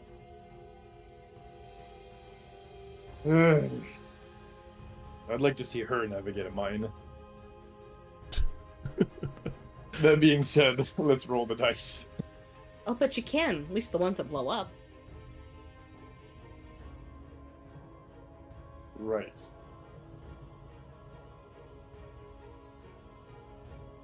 So, let's see here.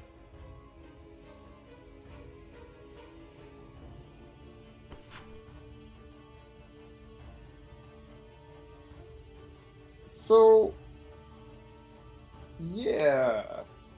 Not as good as last time. I'll say this. Wait, before you say anything, how many feet are you moving? Right. Well, I was gonna do the same as before. I'm not 10 I'm feet. not gonna. Okay. I'm not gonna change my mind last minute because my dice was shit. But yeah, this is less than last time. Unfortunately, this is a 15. Thankfully, that's enough.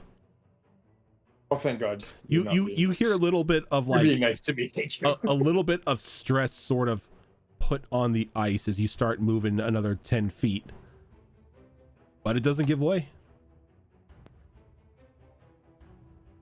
All right. Satisfied beard noises.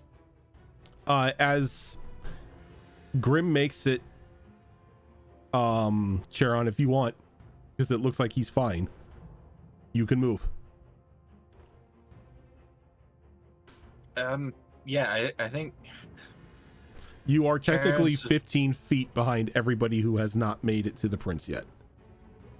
Charon's like standing there, magic at the ready, and like everyone's just circumventing this spell that she's got prepared, and she's just like, all right, whatever, and drops the spell and tries to follow in Callie's footsteps. Okay. But I'm still only going 5 feet at a time. Okay. I don't want to. This will give you'll have it this roll at advantage. Though this will be the last roll you have no, because Callie's still, yeah, this will be, no, it won't be, because you still know the way up there. Yeah, so no, you have advantage for up to 15 feet. Okay. And that is gonna be a 22. A 22. Okay. Easily make it there. And then we'll come up to Callie, who is currently at 20 feet. So is Nylin, Grim, and Charon is at 10. Let's do the last 10 feet. Okay. If you can do another survival roll if you want. Of course. That's not as great. That's only an 18. An 18, still good enough. Oof. And the acrobatics is a 17. 17. 10 feet is good enough as you make it there. Okay. Niall and Grim, you will have advantage moving forward as Callie points out the final 10 feet of like where is safe around you guys. We'll go to Charon again, who has another 10 feet remaining of advantage. Yeah, we might as well try for that next 10 feet. Okay. Yeah, that's a decent roll. That's 21. 21. That is good enough, as that puts you in line with everyone else. Niall.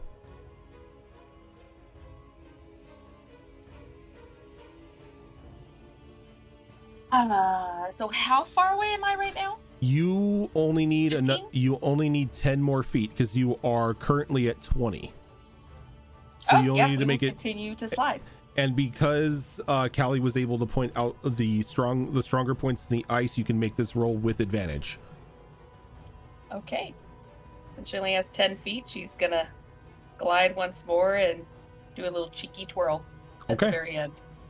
Go ahead and give me that roll. Has nothing to do with Grim. Niall would have done this anyway.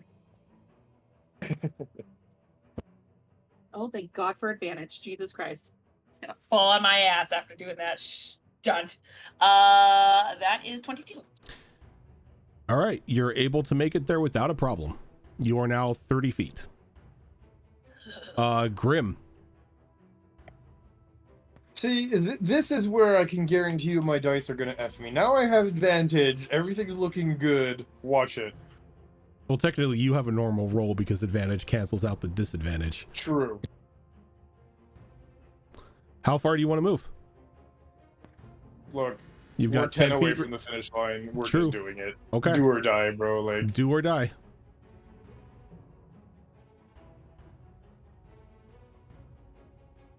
well, that's a 17.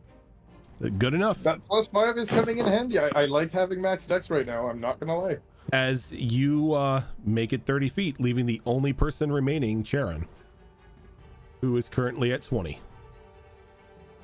Let's just go for that next 10. Okay. This is a straight roll, right? Correct. 16. 16 is good enough, as you are all able to make it to the prince's location. Sort of looks at all of you. If one of you would be kind enough to strike the ice below us. Everyone Sure. looks at Grim. Niall slowly pulls out a bob. Oh. As everyone looks at Grim. Oh. Puts it I away. mean, Grim will look at Niles and just go, and just kind of do the thing with the hand. You can't see it because my cam's down. Actually, you know what? I might actually read. One sec. Let me. I mean, you literally could just take your coffin and go jab, jab, jab. There. So yes, he'll do the like, please, and just kind of with the hand, like, go ahead if you wanna. Oh, no, everyone was looking at you. Fine. Plus, I can't guarantee everyone's safety. Just stares We'll wide at you. Right.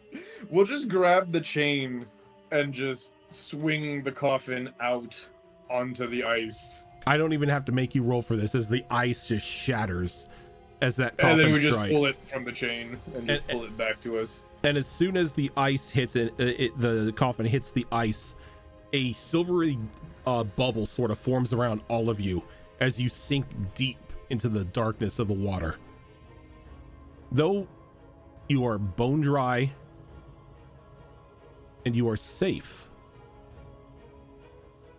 as Vastrin is standing there with the crystal ball nestled in his hands close to his chest, as he's so softly chanting to himself, his eye is just a bright white. is you can begin to hear the water sort of bubble and churn around you as you begin to move deeper into this pitch black lake.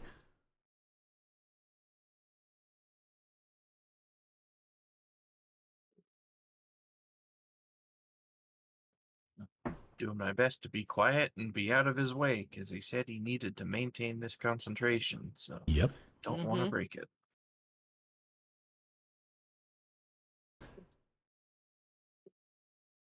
Is everyone being quiet and minding their manners? Mm-hmm. Niall. Mm-hmm.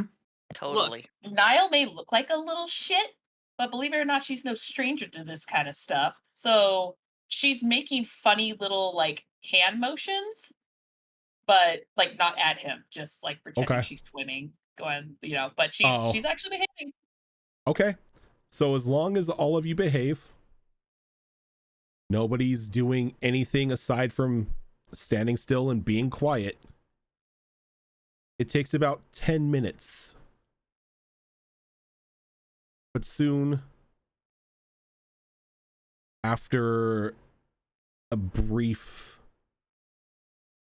dunk within the depths and the void of nothingness, everyone comes up onto the silver orb rolls up onto the shoreline of an underwater cave. And as it collapses around you in like this like silvery dust, you are now standing in this expanse.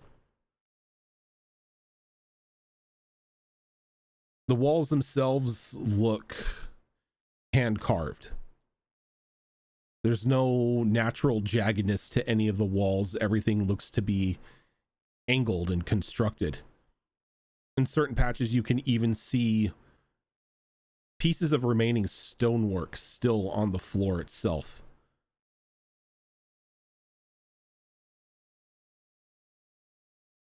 Vestrin takes a deep breath as the silver glow fades from his eyes. As he looks around, gives an assured nod. I believe we have found what we were looking for. That was a neat trick. Worked really well. For the price I paid for that scroll, it should be, or it should have worked. Though I hate to admit that was a one-way trip. Oh. We will have to find Next time we need. we will have to find another way out. Well, hopefully there's multiple exits to this place. Grim will kind of lean sideways to Niall and say, "Next time we go shopping for a bag of holdings or something, we're taking this guy with us." Reaches into a side bag and he pulls out a very worn and rugged looking leather journal. As he opens the pages, he just very quickly flipping through them, and he gets to what looks to be a very crude hand-drawn map. Turning the book sideways, he sort of holds it in front of himself. I believe this has brought us to the main thoroughfare that will lead us to at least the front landing of the palace. I can't say what to expect down here. If there are any traps, or if they're still active, or what may be standing vigil down here, but that is what I have you for.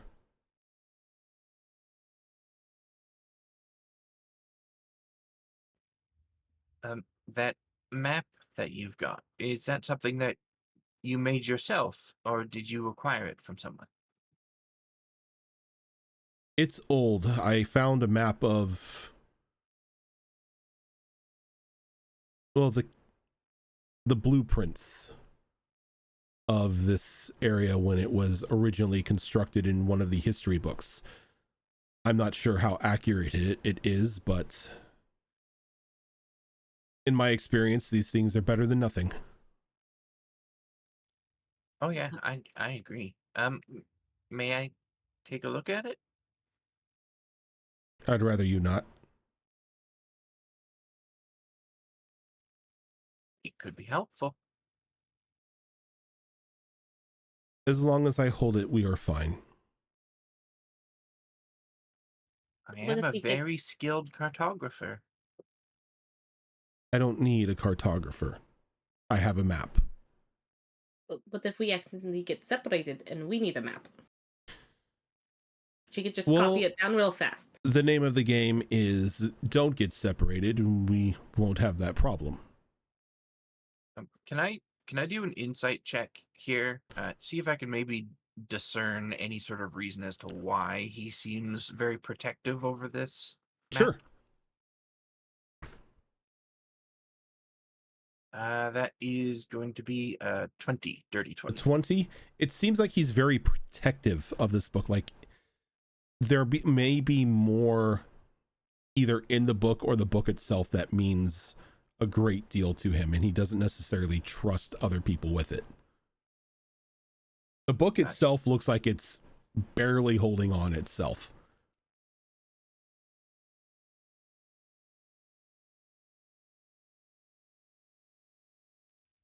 Would you be willing to let me take a look at the map if the book stayed in your hands? We don't have time for you to take a look at the map. We are on a timetable. I did not pay you to copy my maps. I did not pay you to look at my book. You are here to assist me. The sooner we get what we came for, the sooner we can be out of this accursed place. We were sent here by fate herself. Perhaps fate wants us to look at the map before we go running into this ruin.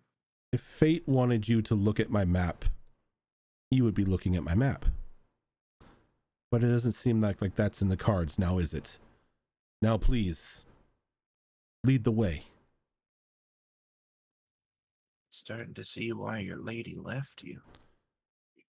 So he kind of stops and he looks at you, like just anger building in his eyes. What was that?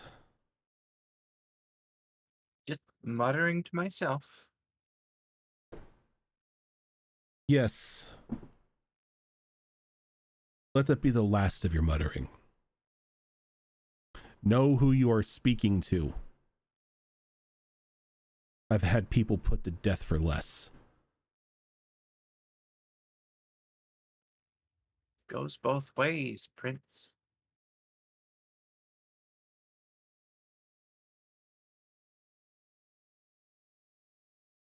He kind of just stares at you.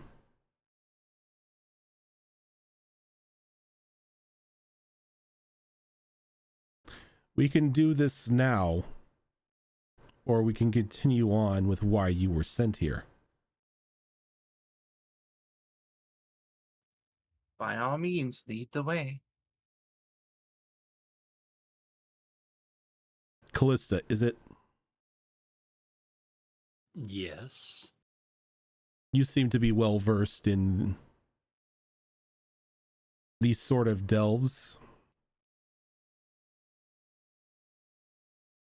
Especially keeping an eye out for trapped locations and the such. How would you feel about taking point on this? Sure.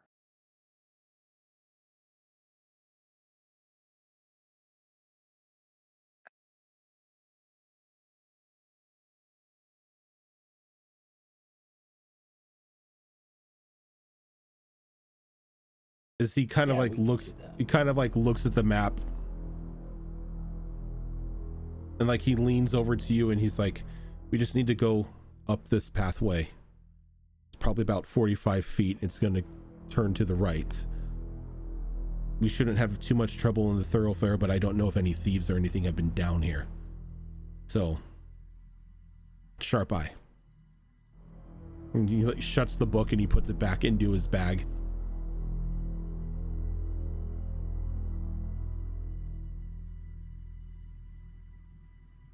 right.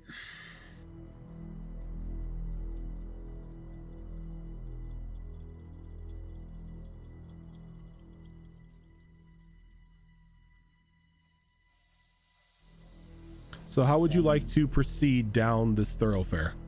Oh god. Carefully. Very freaking carefully. And basically keeping a watchful eye for anything that might be, whether it be cracks, things that don't look natural, things sitting at an odd angle in the passageway. As the prince speaks to Callista, Alora is going to shift back to her normal form, and she's going to say, "Would it help if I cast with Grace on the party?" That would be a benefit. Anything to mask our presence here would be greatly appreciated. We don't know what else is down here, and if something's trying to follow us, I'd prefer it doesn't. If everyone stays within, it will be. We will all have action.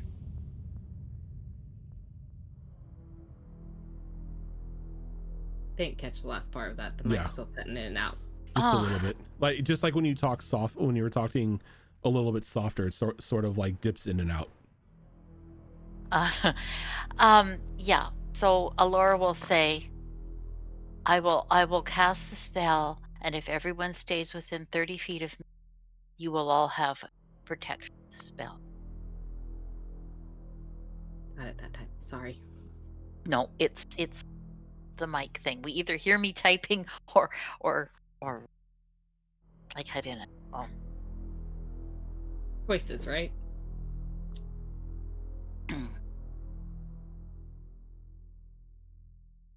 Okay, so without a trace on, it's a huge boon to anybody still within 30 feet of Alora. Well, I'm going to try to stay within 30 feet of her then. Okay. Go ahead and give me either a perception check or an investigation. I don't know how in depth you're searching for traps or anything. It's going to be perception. Funny enough, I am not a trap rogue. I am a stab rogue. Okay.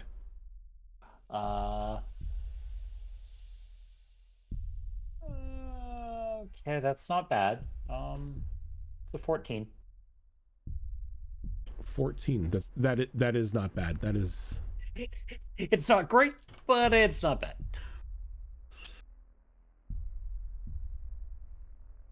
If you want a trap master, you're gonna have to hire a kobold. So, as you begin to lead everybody down like this 40-foot thoroughfare, as you come to that turn into the right, it opens up like you look down a little bit of a ways, and it opens up into like a grand open yard. As you can see the front staircase of a portion of a large castle or mansion. The doors towering easily a good 15-20 feet. Quite obviously, possibly once inhabiting giants, as Vastern had previously told you. But what catches your eye and what worries you is smack dab in the center of the stonework that you can see on the ground as you would be turning in to the right to go into this open garden. Briefly, just due to a bit of passing dust, kind of caught in an underground draft. Hans Half-Elven, thank you for that raid. A soft blue shimmer sort of like catches your eye. It's about an area about 10 feet in diameter. Sort of just shimmers for a brief moment before becoming almost invisible once again.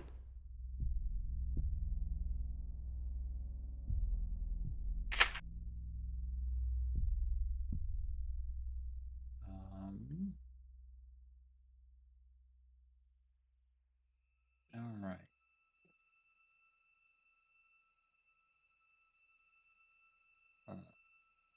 Do we all see this, or is that something only he catches onto, or she catches onto? It's the only thing Callie catches onto, though. If Callie wants to quickly point it out, she definitely can, and it would allow everyone else to see. There's dust on the floor of some breed? Yeah, a bit of dust sort of kicked up from like an underground draft, and as it did, it gently disturbed this like 10-foot diameter circle. Just hold up my hand for a moment without saying anything. Turn around to Charon. Do you have any dust on you?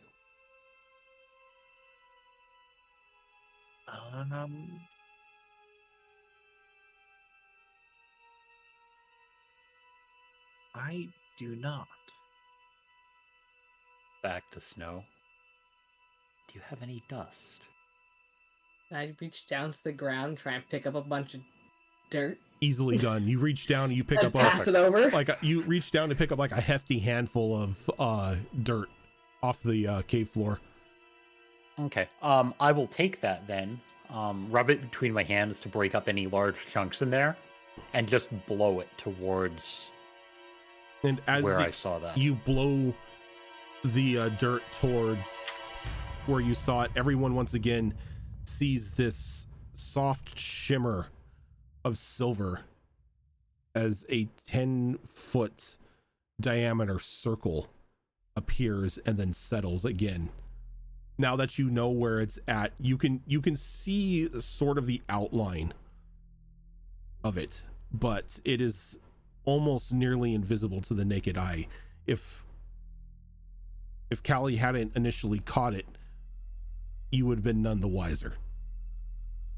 Did it look like it was something more mechanical or potentially something magical? From the looks of it, it's probably magical. Neither of you do a thing about that. Detect magic? You most definitely can. I'll have to use my shortened ritual because I don't want to use my silver points right now. Okay. But I will shorten the ritual so it goes off instantly anyway. Okay, so as you do that, you your eyes sort of take a soft shimmer as this magic circle is standing out to you. Abjuration magic. Which will be information she passes along. It looks like some sort of abjuration magic. I don't have the ability to make it go away, but I can see what it is. Can we maneuver around it? Can I make some sort of arcana check to see if there's a way to disable it without casting, like, dispel magic? You can give me an arcana check. To answer your question, Charon, no. This is like positioned in a way that this is like the only like comfortable means of getting through this part of the entryway. Which is a little bit more disturbing as this seems to be intentionally placed. So with my disadvantage, I rolled a 14 for a total of 22. 14 total of 22. Okay. Wizards. Do wizard no magic thing. You know that there are two ways to get rid of this trap. Dispelling it and triggering it. Unfortunately, the only thing that will get rid of this is a dispel magic spell. I do not know that one. Does anyone here know how to dispel magic? Other than that, they just have to trigger it. Right? Unorthodox way. As Vastrin shakes his head a little bit embarrassed. I did not memorize that spell this morning. Thinking about it, it probably would have been a good idea. Though I'm sure we can. I mean, the only other way to make this magical trap go away is to set it off. Do you have any clue what it will do? With my Arcana check, could I tell either what it was trying to do? not with a 14. Oh wait, no, you got a 24. 22. A 22. No, you wouldn't know. You wouldn't know exactly what it will do because you can't really identify what spell it is.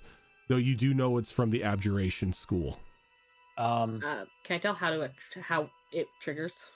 What's the trigger point? Like, is it just something moving into it? Is it something large enough moving into it? Maybe, seeing as how it's positioned in the primary walkway of the thoroughfare going into this garden, you have a feeling that it was definitely set up to trigger to catch anybody who decided to walk on through, or maybe leave. I think it's a size thing. I think that being someone of a certain size would have to walk through to just set it off, but that's all I can tell. Abjuration magic can do many different things, so it might trap you, it might... I don't know. Destroying it is physically an option. I don't know if it has to be a living thing or just an object of a big enough size passes through it. It's like the coffin. Or an object of big enough yield. Looks at Niall. If I may. Yes, you have an idea. Rojin? Yeah. I'd like to look at the actual stone work that was done, because you said you did say that it was a stone door, correct? I heard you correctly. There are no stone doors, but there is stone working still on the floor that's visible. Oh, on the floor. Sorry, Yeah. There we go. Okay. Sorry, I thought you were talking about it looked like the entrance to a mansion for giants or something, and I guess I misunderstood that's you. off in the distance. Okay. Like, so this is closer. This is not as close as I thought it was. Yeah, okay. You're still technically in the thoroughfare, and then Got you. after like where this trap is at, it opens up into a large garden, and then probably about 20-30 feet from the entryway to the garden is the front door of this large establishment. My math is failing me. That sounded closer, I guess, than it really is.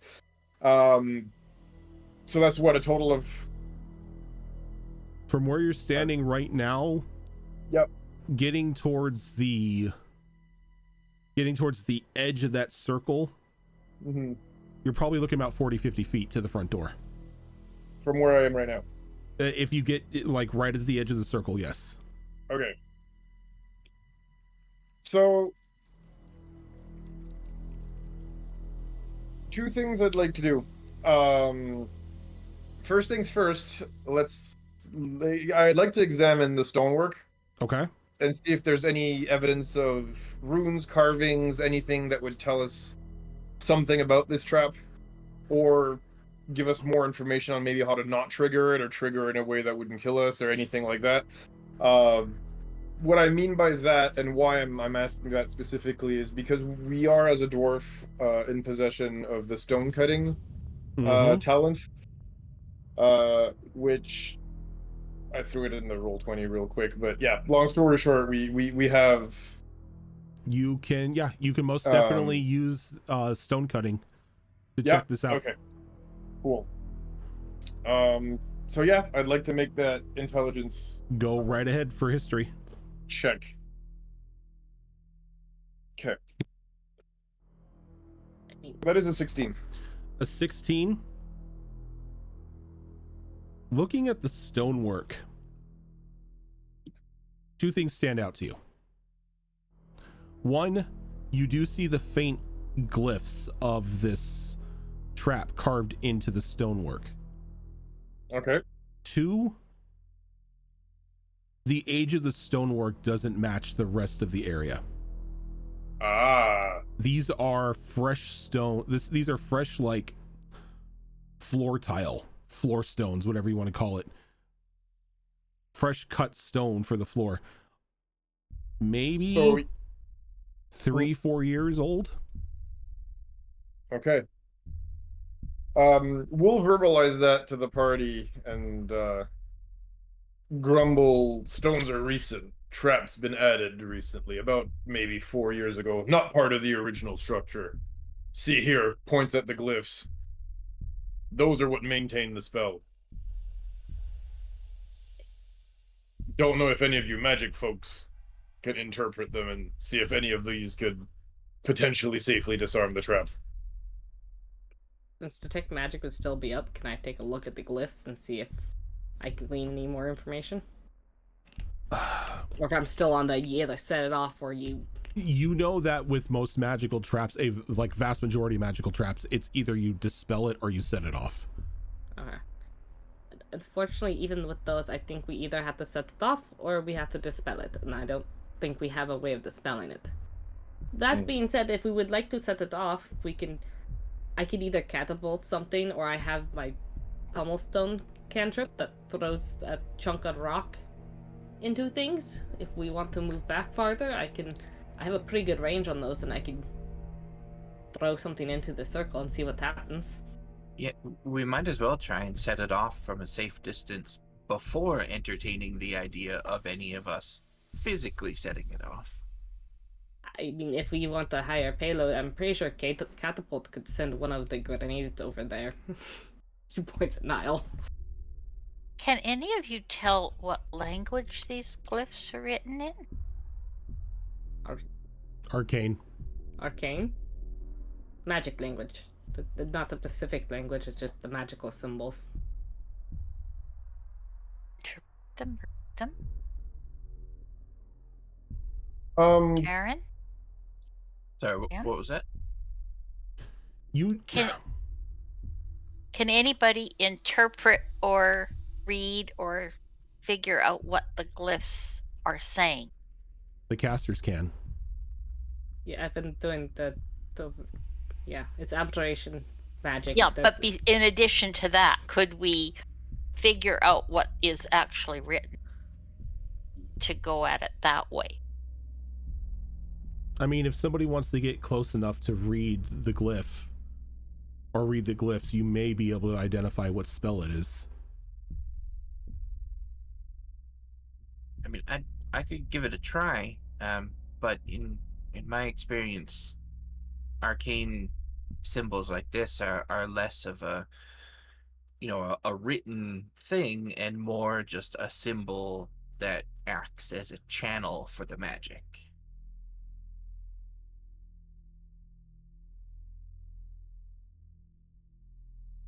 And it doesn't change the fact that we are still going to have to set it off to get by it. Alora nods as she begins to understand the issue better. So if we want the backup, I could attempt to throw the stone in there first, since that's a pretty easy spell for me to do. Yeah, and at the same time, I could try and fire a spell at it. So we've got, something physical making contact with it, and also something magical making contact with it. We could try that as well. So, mechanically, I have a range of 60 feet on this spell, so I would direct everyone to a point where we can see that's within 60 feet of it. If I can get back a full 60 feet and see I'd from rather that. From where you're at, you could probably step back another 15 feet before you hit the wall of like where like the corner forms to like turn you right. So you can still see where the circle is at. You're about 15 feet back. Does everyone else want to get around the corner just to be safe? Yes. And I'll position myself beside Snow, and time a cantrip to go off at the same time as her spell. Mine also has a range of 60 feet, so it should be fine. Okay. What spells are you casting? Pummelstone. Pummelstone. And I am casting Moonfire, which is a specialized variant of Sacred Flame that my subclass gets. Okay. Both of you pull your arcane energies into yourself and let the spells fly. Pummelstone crashes dead center, followed by the Moonfire. Both solid hits, but nothing happens. I could try something larger if someone doesn't. If someone has something they want me to. I don't have anything of my own, but I can try and catapult something into it. I have a bomb. I could throw your bomb in it if you'd like. I mean, I can throw my bomb into it if I like. Can you? Okay. Before we go throwing bombs around, how stable does this area seem? I was That about is to a say bombs good underground. question.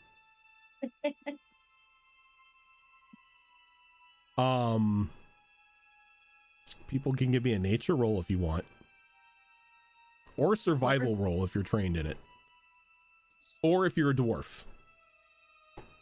Yeah, and I'll I'm try gonna nature just defer for to the funsies. dwarf on this one because all of those are terrible for me. Could I, while they're doing that, could I look study the circle a little bit more and see if there's a height limit to when it triggers? Like if we could try and scale the wall up and over around it? You're not really sure. Yeah, you that's do fair. know that some, like, depending on the trap, height can vary. It can be right over it. It could be you have to pass through it. It could be you going over it at whatever height would just cause it to go off. It all depends on who said it. So We'll do Niall. this. Oh, sorry, good. Oh, go ahead. Structural stability roll of 16.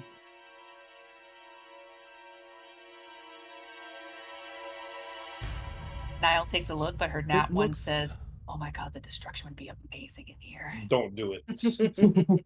Looking around the general vicinity of this trap, possibly taking into the account of the unknown origin of said trap, if an explosive were to be set off in here, you're probably looking at a good 45 to 50% chance of collapse.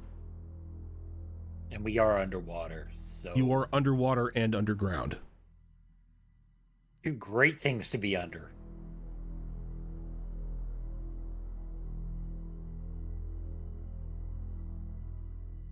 We might want to hold off on the earth-shattering kaboom. So, Rojan, I have a question. Yeah.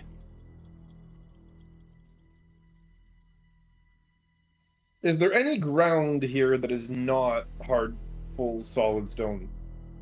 Oh, all around you. There Okay, so- there are patches of dirt and uncut floor everywhere. It just seems that, like, within this general vicinity of this entrance into the garden, there is this new stone that has been laid. And are the walls all stone, or are some of those walls dirt? They're bare. Okay. They're definitely hand carved. Judging from the looks of it, there was probably stonework in that wall at some point in time, but due to the passage of time or whatever, they are barren of any sort of stonework marking or anything. Okay. Yeah. I have a way to set it off if you guys want to set it off. If we want a bit more, never mind. Identify requires me to touch it. I don't want to touch it. So I You could want set to it. see what it does? Be nice to know what it does before we set it off, but Yeah. I could walk into it. No.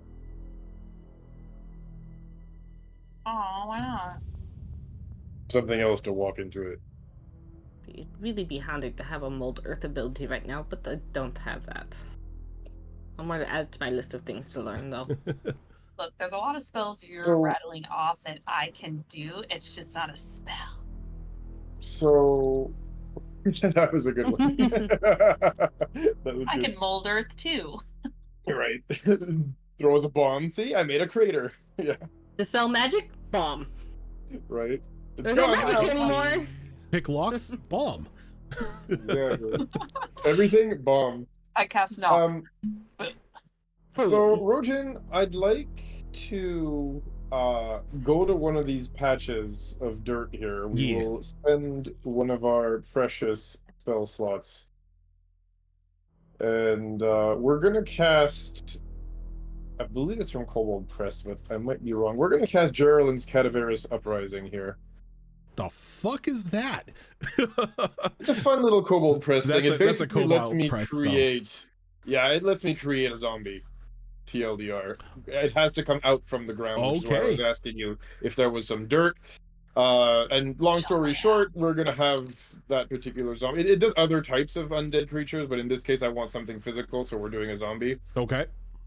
And yeah, we're gonna see if that zombie is willing to go ahead and walk it in the circle if everybody else is okay with that. So the zombie sort of just like climbs up out of the ground, decayed flesh hanging off of its body, exposed skull. Doesn't look like it's had a decent afterlife here, but as it clambers up out of the ground, clumps of dirt all over its body, it gets the order to pass through the circle, and without any sort of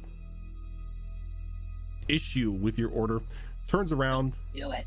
walks through the circle, but nothing happens as it makes it clearly across the other side. Well, now we've done it. Look, Done what? I've seen stuff that is somewhat similar from where I'm from. So I was starting to think, although I am so dumb I didn't think of this earlier. You said this is newer, right? I guess not Yes. part of the original structure. And then we threw some stuff in there, nothing happened. I think we just set off an alarm. We're ringing the doorbell Well, we already did. multiple times. Yeah. So I think at this point, potentially, now this is just a guess, of course. This is an educated guess. I could be completely and entirely wrong and we all blow up if something you went to school? not dead. But, Space just an school. idea. We may have rung the doorbell and said, hey, we're here. Hey, we're those annoying people where we ring the doorbell once, wait, ring it again, and then just spam it. It's pretty much what I was about to say. Like we're literally playing that game where you ring the doorbell and hide. Well, it also You're could be that it needs- one bodega cat that keeps running in and out of the door, Yup. sending the chime off in the Yup. liquor store. Yup. It's either that or it could require a living being to set it off. But That's I think another that thing, too. answer is more likely.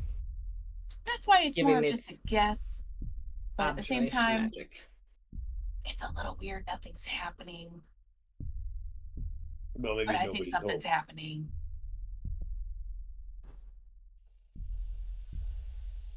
Happens all the time when I went in vaults.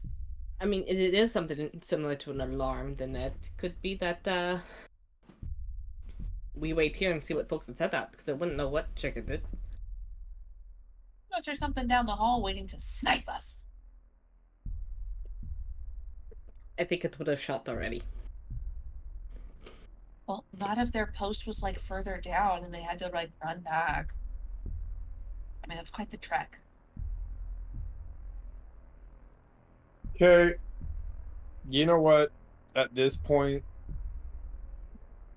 while everybody else is kind of talking to each other, since the zombie went through with no problem, Grim is just gonna walk in and see if he can get to Okay. the door. Grim passes through without a problem. And he's just gonna get to the door and knock. Do you feel any different? I'd say Niall's idea was the right one then. When you ask him if he feels any different, he turns around and starts to like choke and falls on the floor. I knew the beard's time was coming to an end. He She barely giggles a brushed little bit it. and stands back up. Maybe it's the And beard that's only- choking him. As His beard is Grim tired of his shit. Right. passed through, Could I have been observing the circle and see if there was any sort of visual indicator to an activation of any kind? He passes right through it, and it doesn't seem like anything activates.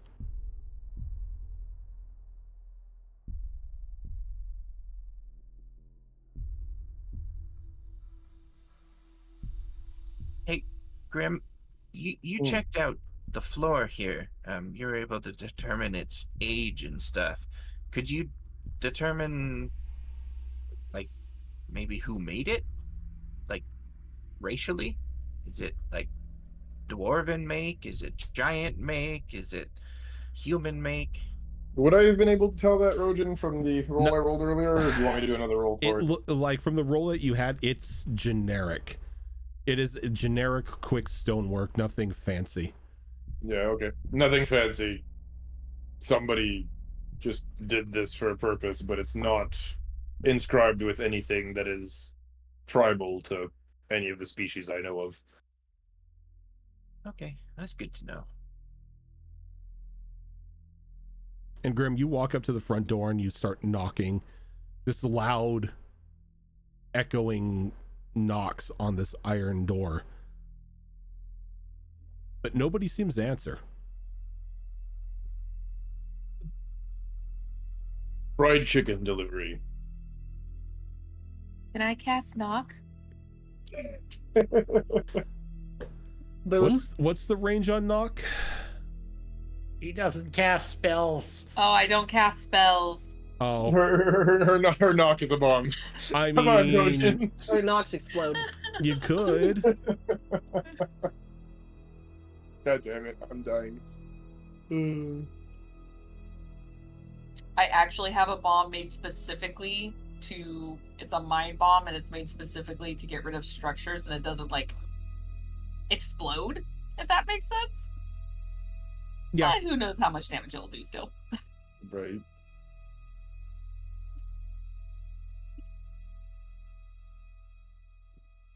Well, do we want to try door number 2? It looks like a very big door to open. It looks heavy. I'm sure Beard has the strength. Beard can't reach the door handle.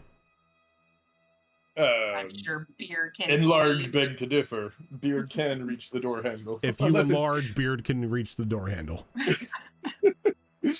Niall, I need to enlarge. Look, I'm not into that right now, and it's not not. nap time, Oh my so... god! All right. What? Like, she You're looks very completely, like, something serious, else. like, what? Is that not what you meant? He points at the door handle. I mean, to each their own. Sometimes when people are lonely. He rubs his temples. I think he has trouble reaching the handle. Oh, that big beard in the way, yeah. He looks a little grumpy when you say that the beard is in the way, but you call the beard big, so at the same time he's somewhat pleased. He's a size queen. I mean, look, he is a size queen with his beard, all right. Well, I mean, we do have some. Well, looks over at Snow. We have someone that can get up there, but I don't know how many the times I noodle can arms. Look, do this. I don't have noodle arms. I have very average arms. Push the door. Rojan, Yeah. we will stroke the beard and enlarge. Okay. Okay, innuendo. Stop it right now. Stop it. Get some help, right? As can you say it like as you that. run your fingers through the beard, you channel your clerical energy, calling upon your racial ancestry as well as you grow in size. Further proof that the And- beard is the god.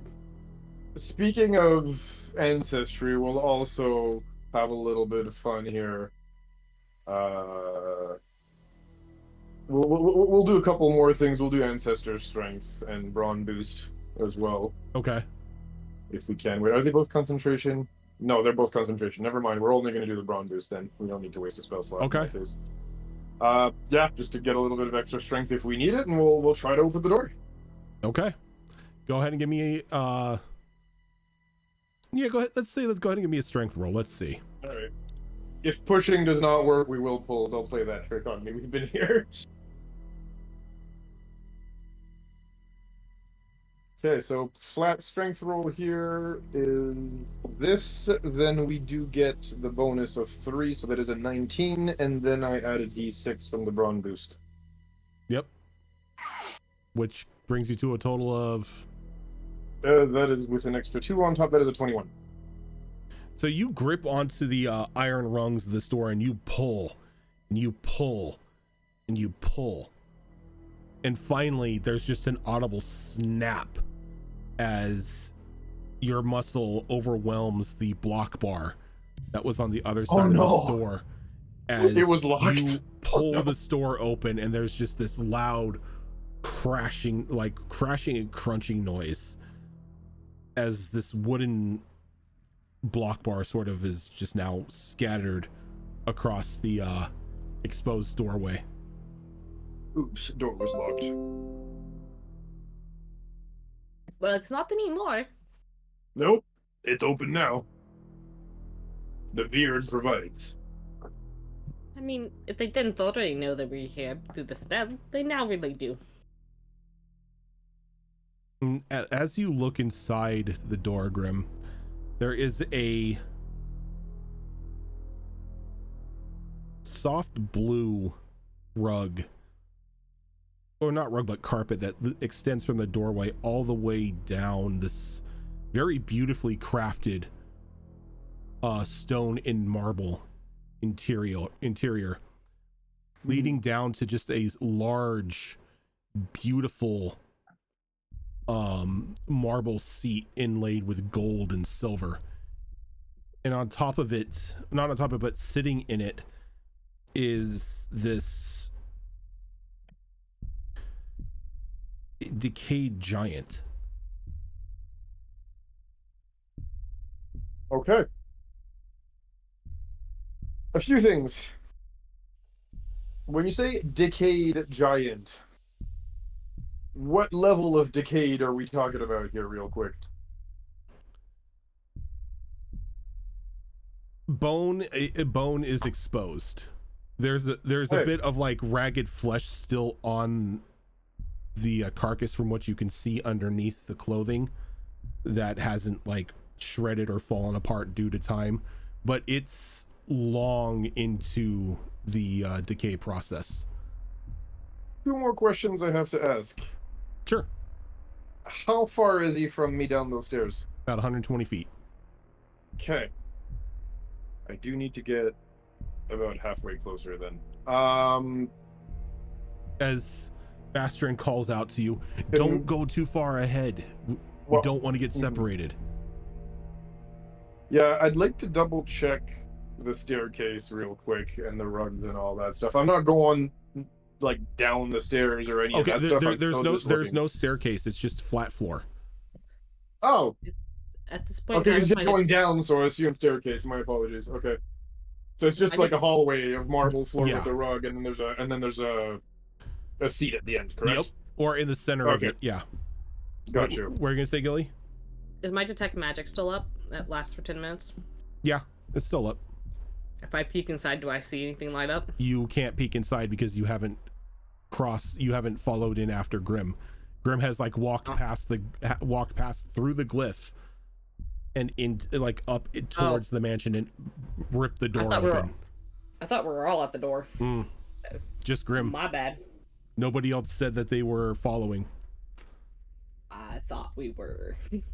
Oh yeah, Grim will then turn around and say, "You guys coming?" Yeah, I'm gonna follow me. Went through the griff, no problem. Okay.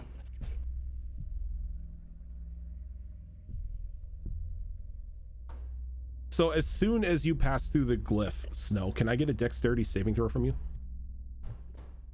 Yeah. No. What'd you get? 1. Fun.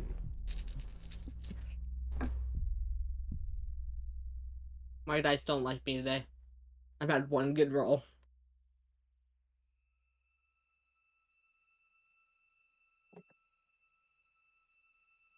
So as you step through this glyph, right as you get to the center, everybody that is over there sees the glyph come to life as all of the runes begin to light up, and there's this bright green explosion What the? as you take 21 points of acid damage. Why? In character, he says that, by the way, not out of character. Dwarven bullshit. I don't know. Magic bullshit? It could be magic bullshit. No, wait, you're magical. Non. Why did it Fear trigger for her, bullshit. but not for me? Because glyphs of warding are bullshit. Mm-hmm. Glyph of warding, you could specifically set how it's triggered and who triggers it. Mm-hmm. Of course. I'm talking in character. Grim does not know glyphs of warding and all that stuff. To be unless fair, I roll for it. The lie Niall still said that stands. may have Niall said that may be an option. They didn't I say know. it confidently. Oh yeah, it's totally it. They said it may be an option. And that's why nothing's happening. And as this Good. explosion goes off, you all begin to hear the stones above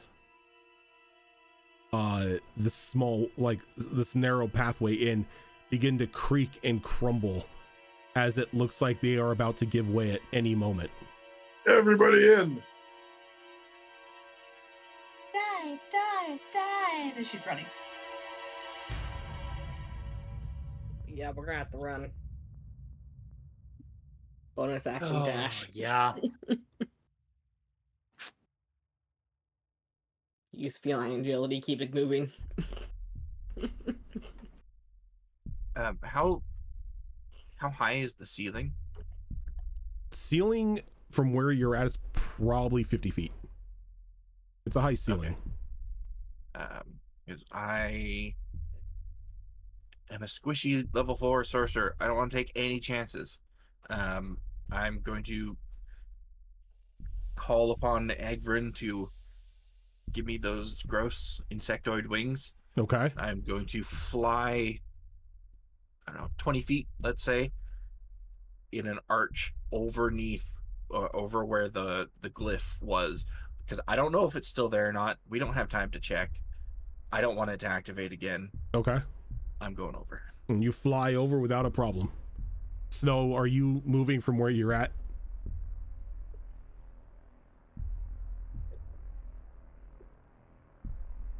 Oh, yes, sorry. I didn't. Took me a moment to recognize my name. Okay. All good. All good. Yeah, she'll seeing that going, she's going to get moving. Okay. Because staying here is not an option. Are the rest of you booking it through the entrance as well? Yes. I'd like to try. Niall? Oh, Niall already said that she was Yep. running. Vastrin follows. But I will check on the prince. The prince. Wow. The prince. And make sure that he's like coming The along. Vastrin's already booking it as well.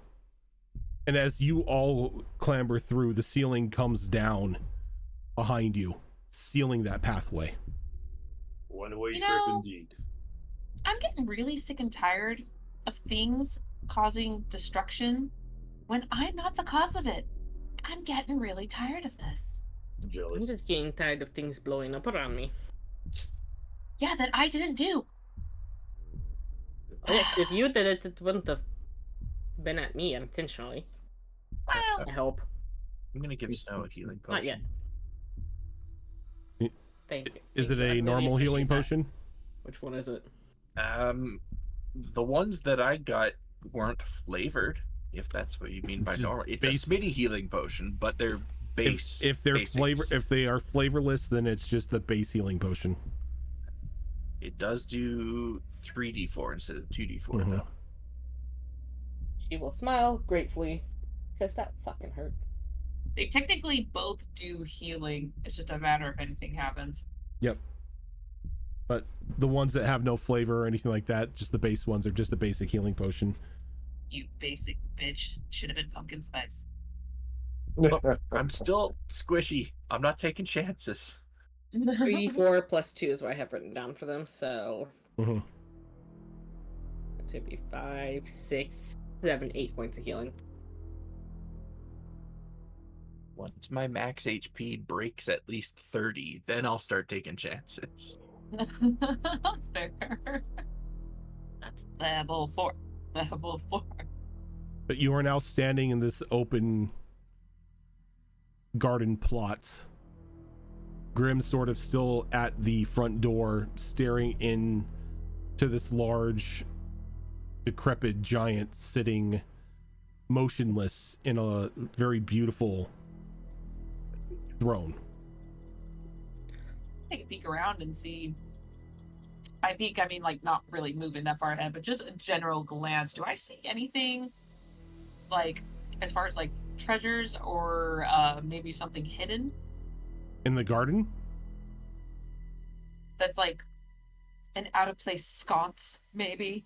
A loose brick? Are you looking around the garden, or are you looking inside the building? I'm probably standing next to Grim, so whatever I could just see from just kind of standing where I am. Go ahead and give me an investigation roll.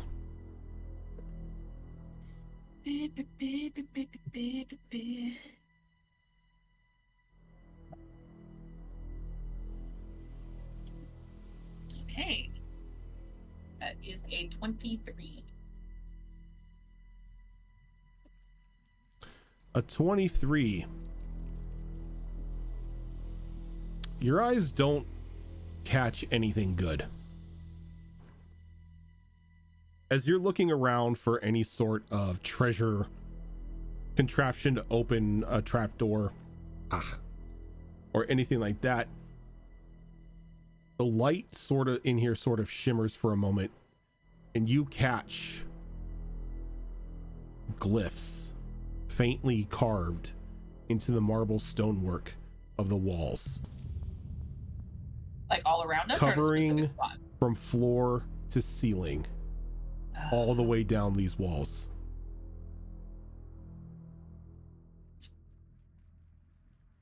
Has anyone played a fun childhood game called Raiders? I know what you're referencing. Thank you, Bluey.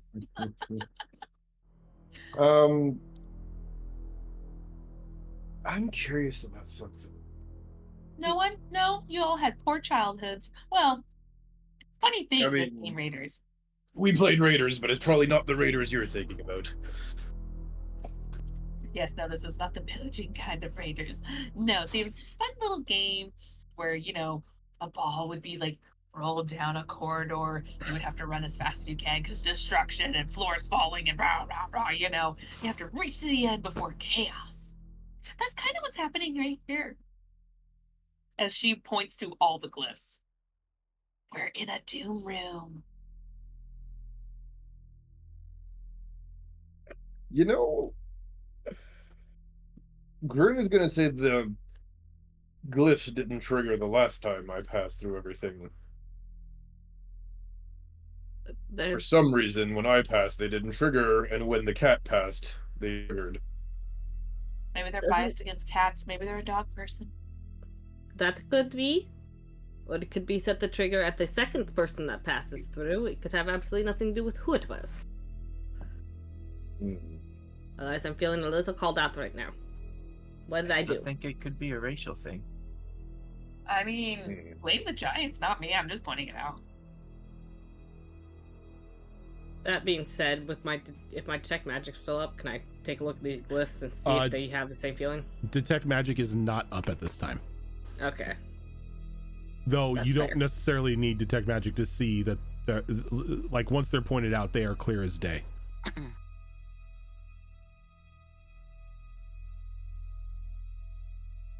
Well, They could I be don't know different about you guys, but I'm done playing with the glyphs.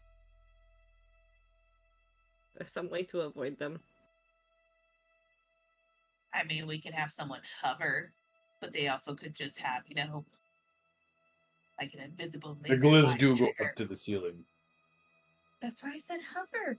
I didn't say get your head on the ceiling. Why But would they you go do all the that? way You to just the scrape your floor as forehead. well. So the hovering doesn't get you out of the range.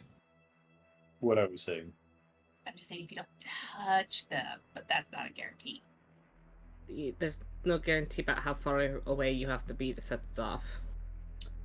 Well, You have half the giant question is, do we want to risk setting them off again? No. I don't think we do. After seeing the condition that Snow was in after that other one went off. I don't think I could take another one of those. Yeah. Hey.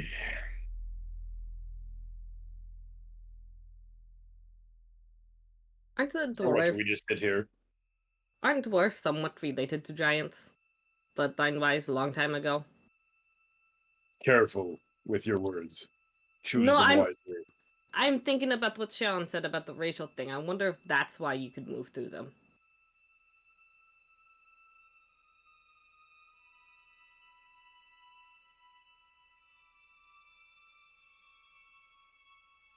Yeah, I mean, I don't know, like, if they're directly related or not, but I do know that giant script and dwarven script are the same. The languages are different, but the written script is the same. That's why I'm kind of thinking it might be a racial thing. Do you want me to try? Only if that's something that you're willing to do. Grim, you know what? Before he goes, we're gonna spend another little spell slot here real quick. We're gonna walk up here to Nile. Oh, And Hello, big boy. right, I forgot he's enlarged right now. You're huge. Yeah. And yeah, we're gonna bend forward and put a massive oversized hand on her shoulder right now and say, I think it was about time we had a heart to heart. Nice. I see what you're doing. really As fast. we will Brogan. cast heart to heart. Did that healing potion actually work on me? So now I'm Yes, one it of the did. people it did. It Awesome. most definitely did. Have to ask. And And we're gonna look at can- Nile and say, if I go down, drink a potion. How dare you? You know I won't do it. You're gonna let me die for this? Alright. She will. Hold You're on, not a boss I fight. chose the wrong person. What were you I know saying, I did it Siva? on purpose. Huh? Siva was saying something. Oh, I was just going to say that am I close enough to Snow that I could just reach out and touch her? Yep. I will cast Cure Wounds on her for 1d8 plus. That's 1d8 plus 4 healing. Can I just roll that? Yep.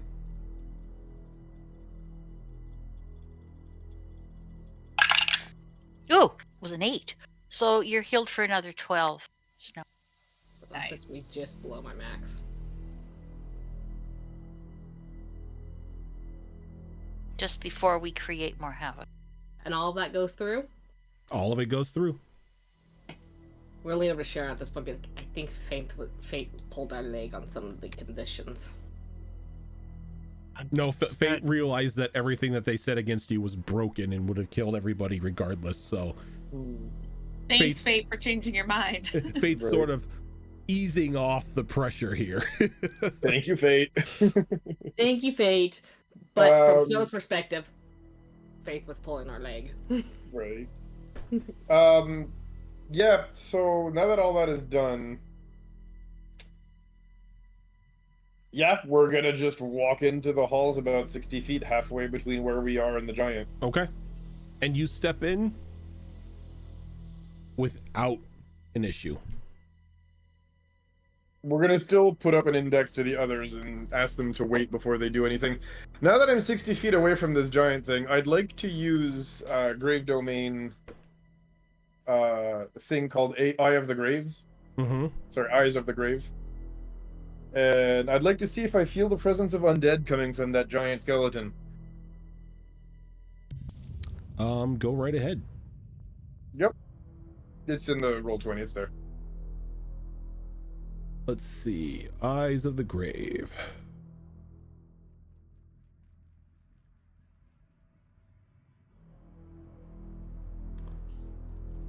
You're not getting any sort of symbol for any undead that are within your line of sight.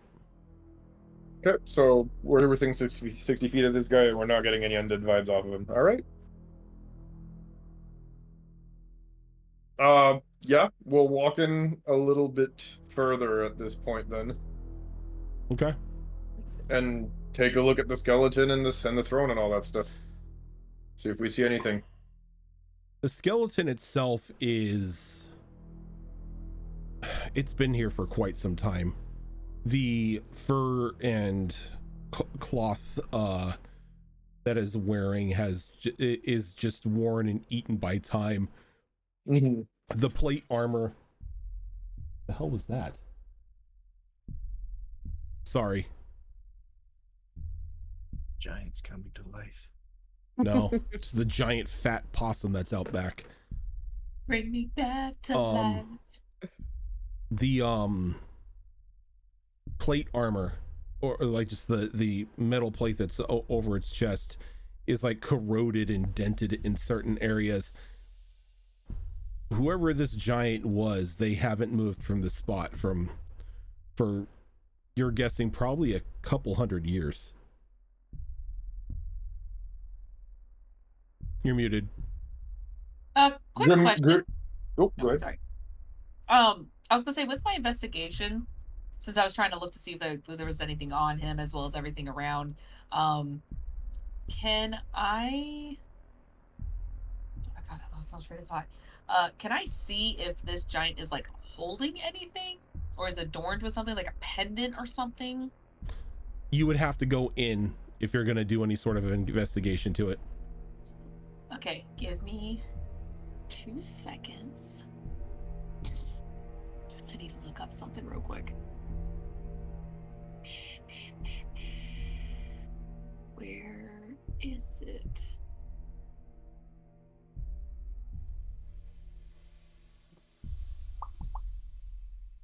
Did I not write? It might be in my notes. I may have not actually put it on my character sheet.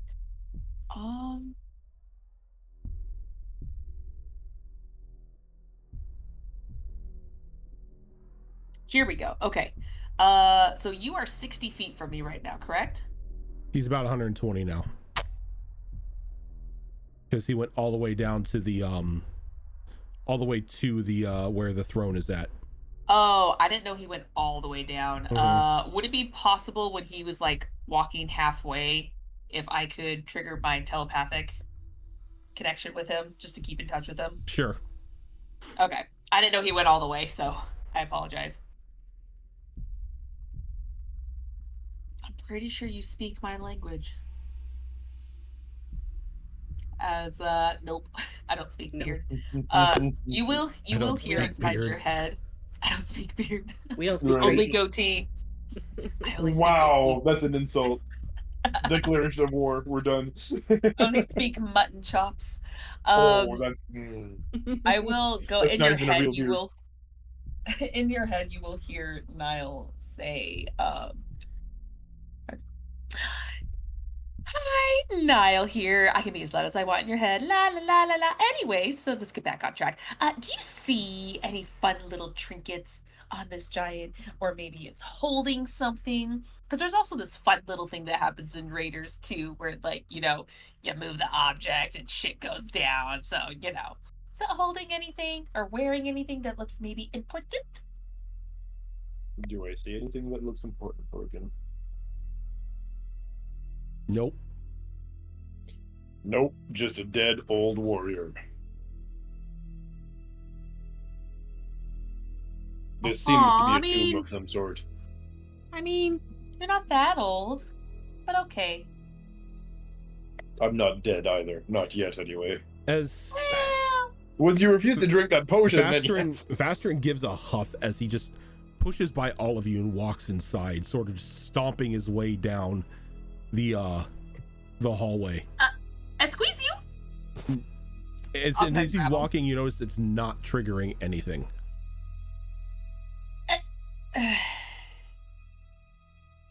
When the cat goes in, and again it blows up. He wants us to protect him.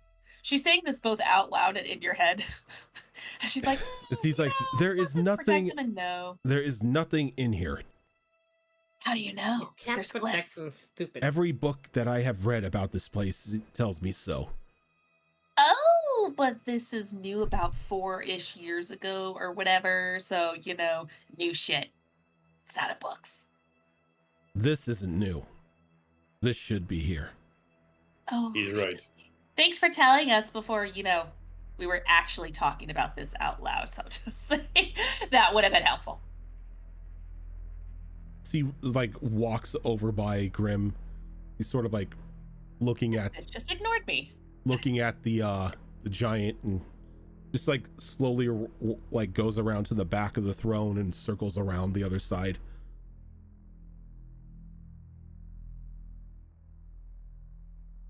What do you make of it? Let me roll some stone cutting. Let's see what I make of it.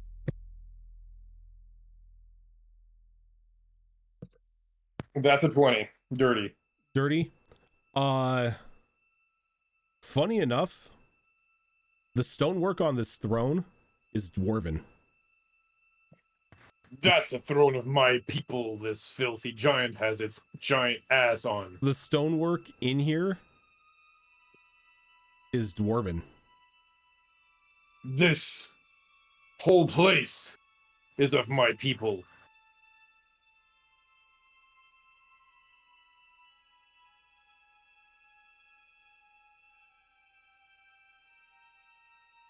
Probably why the things didn't blow up in my face too. Makes sense now. So he said that it is racist. That's what I heard. I think. Do I have to go in? Racial, not racist. What did I say? Close enough. He nods. He's like,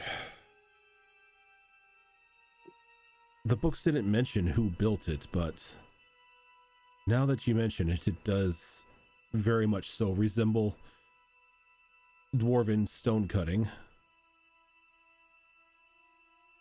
Beautiful, isn't it? Grim's gonna nod solemnly and mutter something about, hoping that the ancestors who built this place found peace.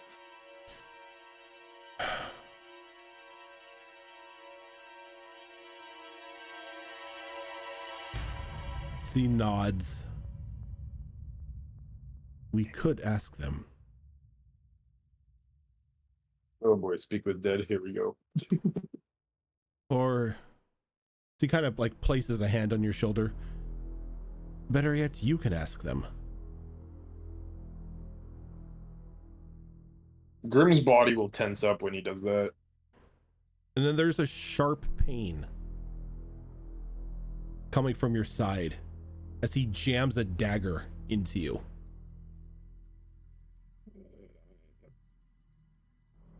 Okay.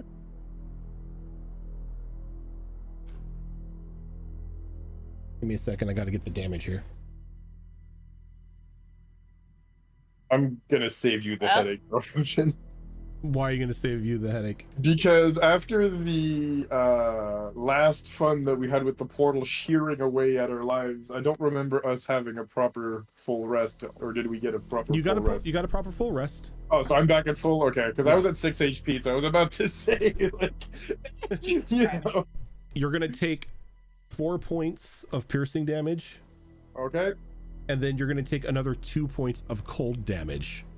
okay. And as the blade enters in and he pulls it out and your blood drips onto the ground, the runes on the wall begin to light up as a mixture of dwarven and giant chanting begin to fill the hallway. Oh, great. He woke up the ancestors. Great. As this cacophony of voices begins to sort of echo out, a spirit steps up out of the skeletal remains of this giant. Large, broad-shouldered giant, pristine fur, pristine plate, holding a flaming axe. Nice. Grim says that when he sees the axe. And as Fastrin steps away.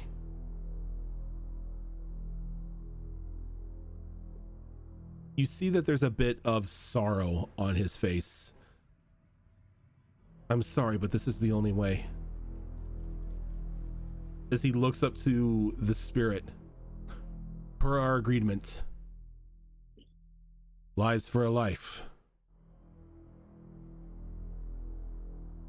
Do what you must. And that is where we're going to end for the week. I was gonna say, the second he pulled out a knife, Niall already had her gun out and cocked, so I am gonna say sorry, not sorry. Niall's gonna start some shit with the prince. Well, it kind of sounds like the prince just betrayed you. I won't say he backstabbed me, but he at least like rib stabbed me. So you know what? That's it. Oh no, that's fine. Like I'm spoiler alert. Actually, it could be all Rosen, sunshine and rainbows when they get back, and Niall was gonna do some shit to him. So I was meaning to ask, since we don't actually have a functioning circulatory system and we're technically dead, when he just stabbed me in the ribs, would blood have poured out? Yes, blood does pour out. Fate is being kind to you. Gotcha. We are dead, but not dead. I've worked it to the point to where you guys are still alive. The only thing that you're quote unquote alive. So your risk is if you fail, then you know you have to pay fate's price. Got it. That's a big enough threat as it is. I was walking I mentioned that specifically because you told us the hearts weren't beating. So I'm like, if the hearts aren't beating, there's nothing to squeeze the ketchup out. Here's the thing, though. Fate is like, hey, you need to help them. You help them. You all get to live. They said all of us get to live. So if it's a life for a life, it's like, sorry, I guess it's your life. And it's only a part of. And we still helped him. We still helped him. So that is going to do it for us this week. We'll have fun. Now Alora is still alive, though, right? Alive. You're still bound to the fate curse, though. Yeah, but the other part of the curse. So I'm gonna show everybody what the ghost looks like before we head off. I put you guys on the map that you were previously on, just so you can see it. There we go. Oh, bye. Been a while since we've come face to face with the giant. Who's gonna get thrown first? Not me. Oh no, You got a halfling. I'm currently technically, what is it, large? Maybe I grapple and throw the giant this time. Well, you know, reverse card, Rojan. My turn. I mean, she is huge, so maybe. But yes, that is going to do it for us tonight. Thank you everybody for tuning in. Yes, the bot is broken at the moment, but not to worry. I've got all the shows in my mind. Coming up tomorrow is going to be another episode of Under the Mountain, which is a Kids on Brooms game that is run by Sugar Love. On Saturday, we are going to have the final episode of Wayward Wanderers, which is a Pathfinder 2 Extinction Curse campaign run by Azarin. Coming up on Monday, we will have episode 2 of Destiny Forge Campaign 4, which I'm interested to see how that one's going to go. And then on Tuesday, we're going to have another episode of Star Wars Tales of the Outer Rim, which is a Star Wars game run by Tiltbot. And we'll come back on next Thursday for Mass Effect Horizons, which is a Mass Effect 5th Edition game that is run by Zorro. But that is going to do it for us tonight, everyone. Thank you so much for tuning in, and we will catch you later. Bye, everyone. Take care.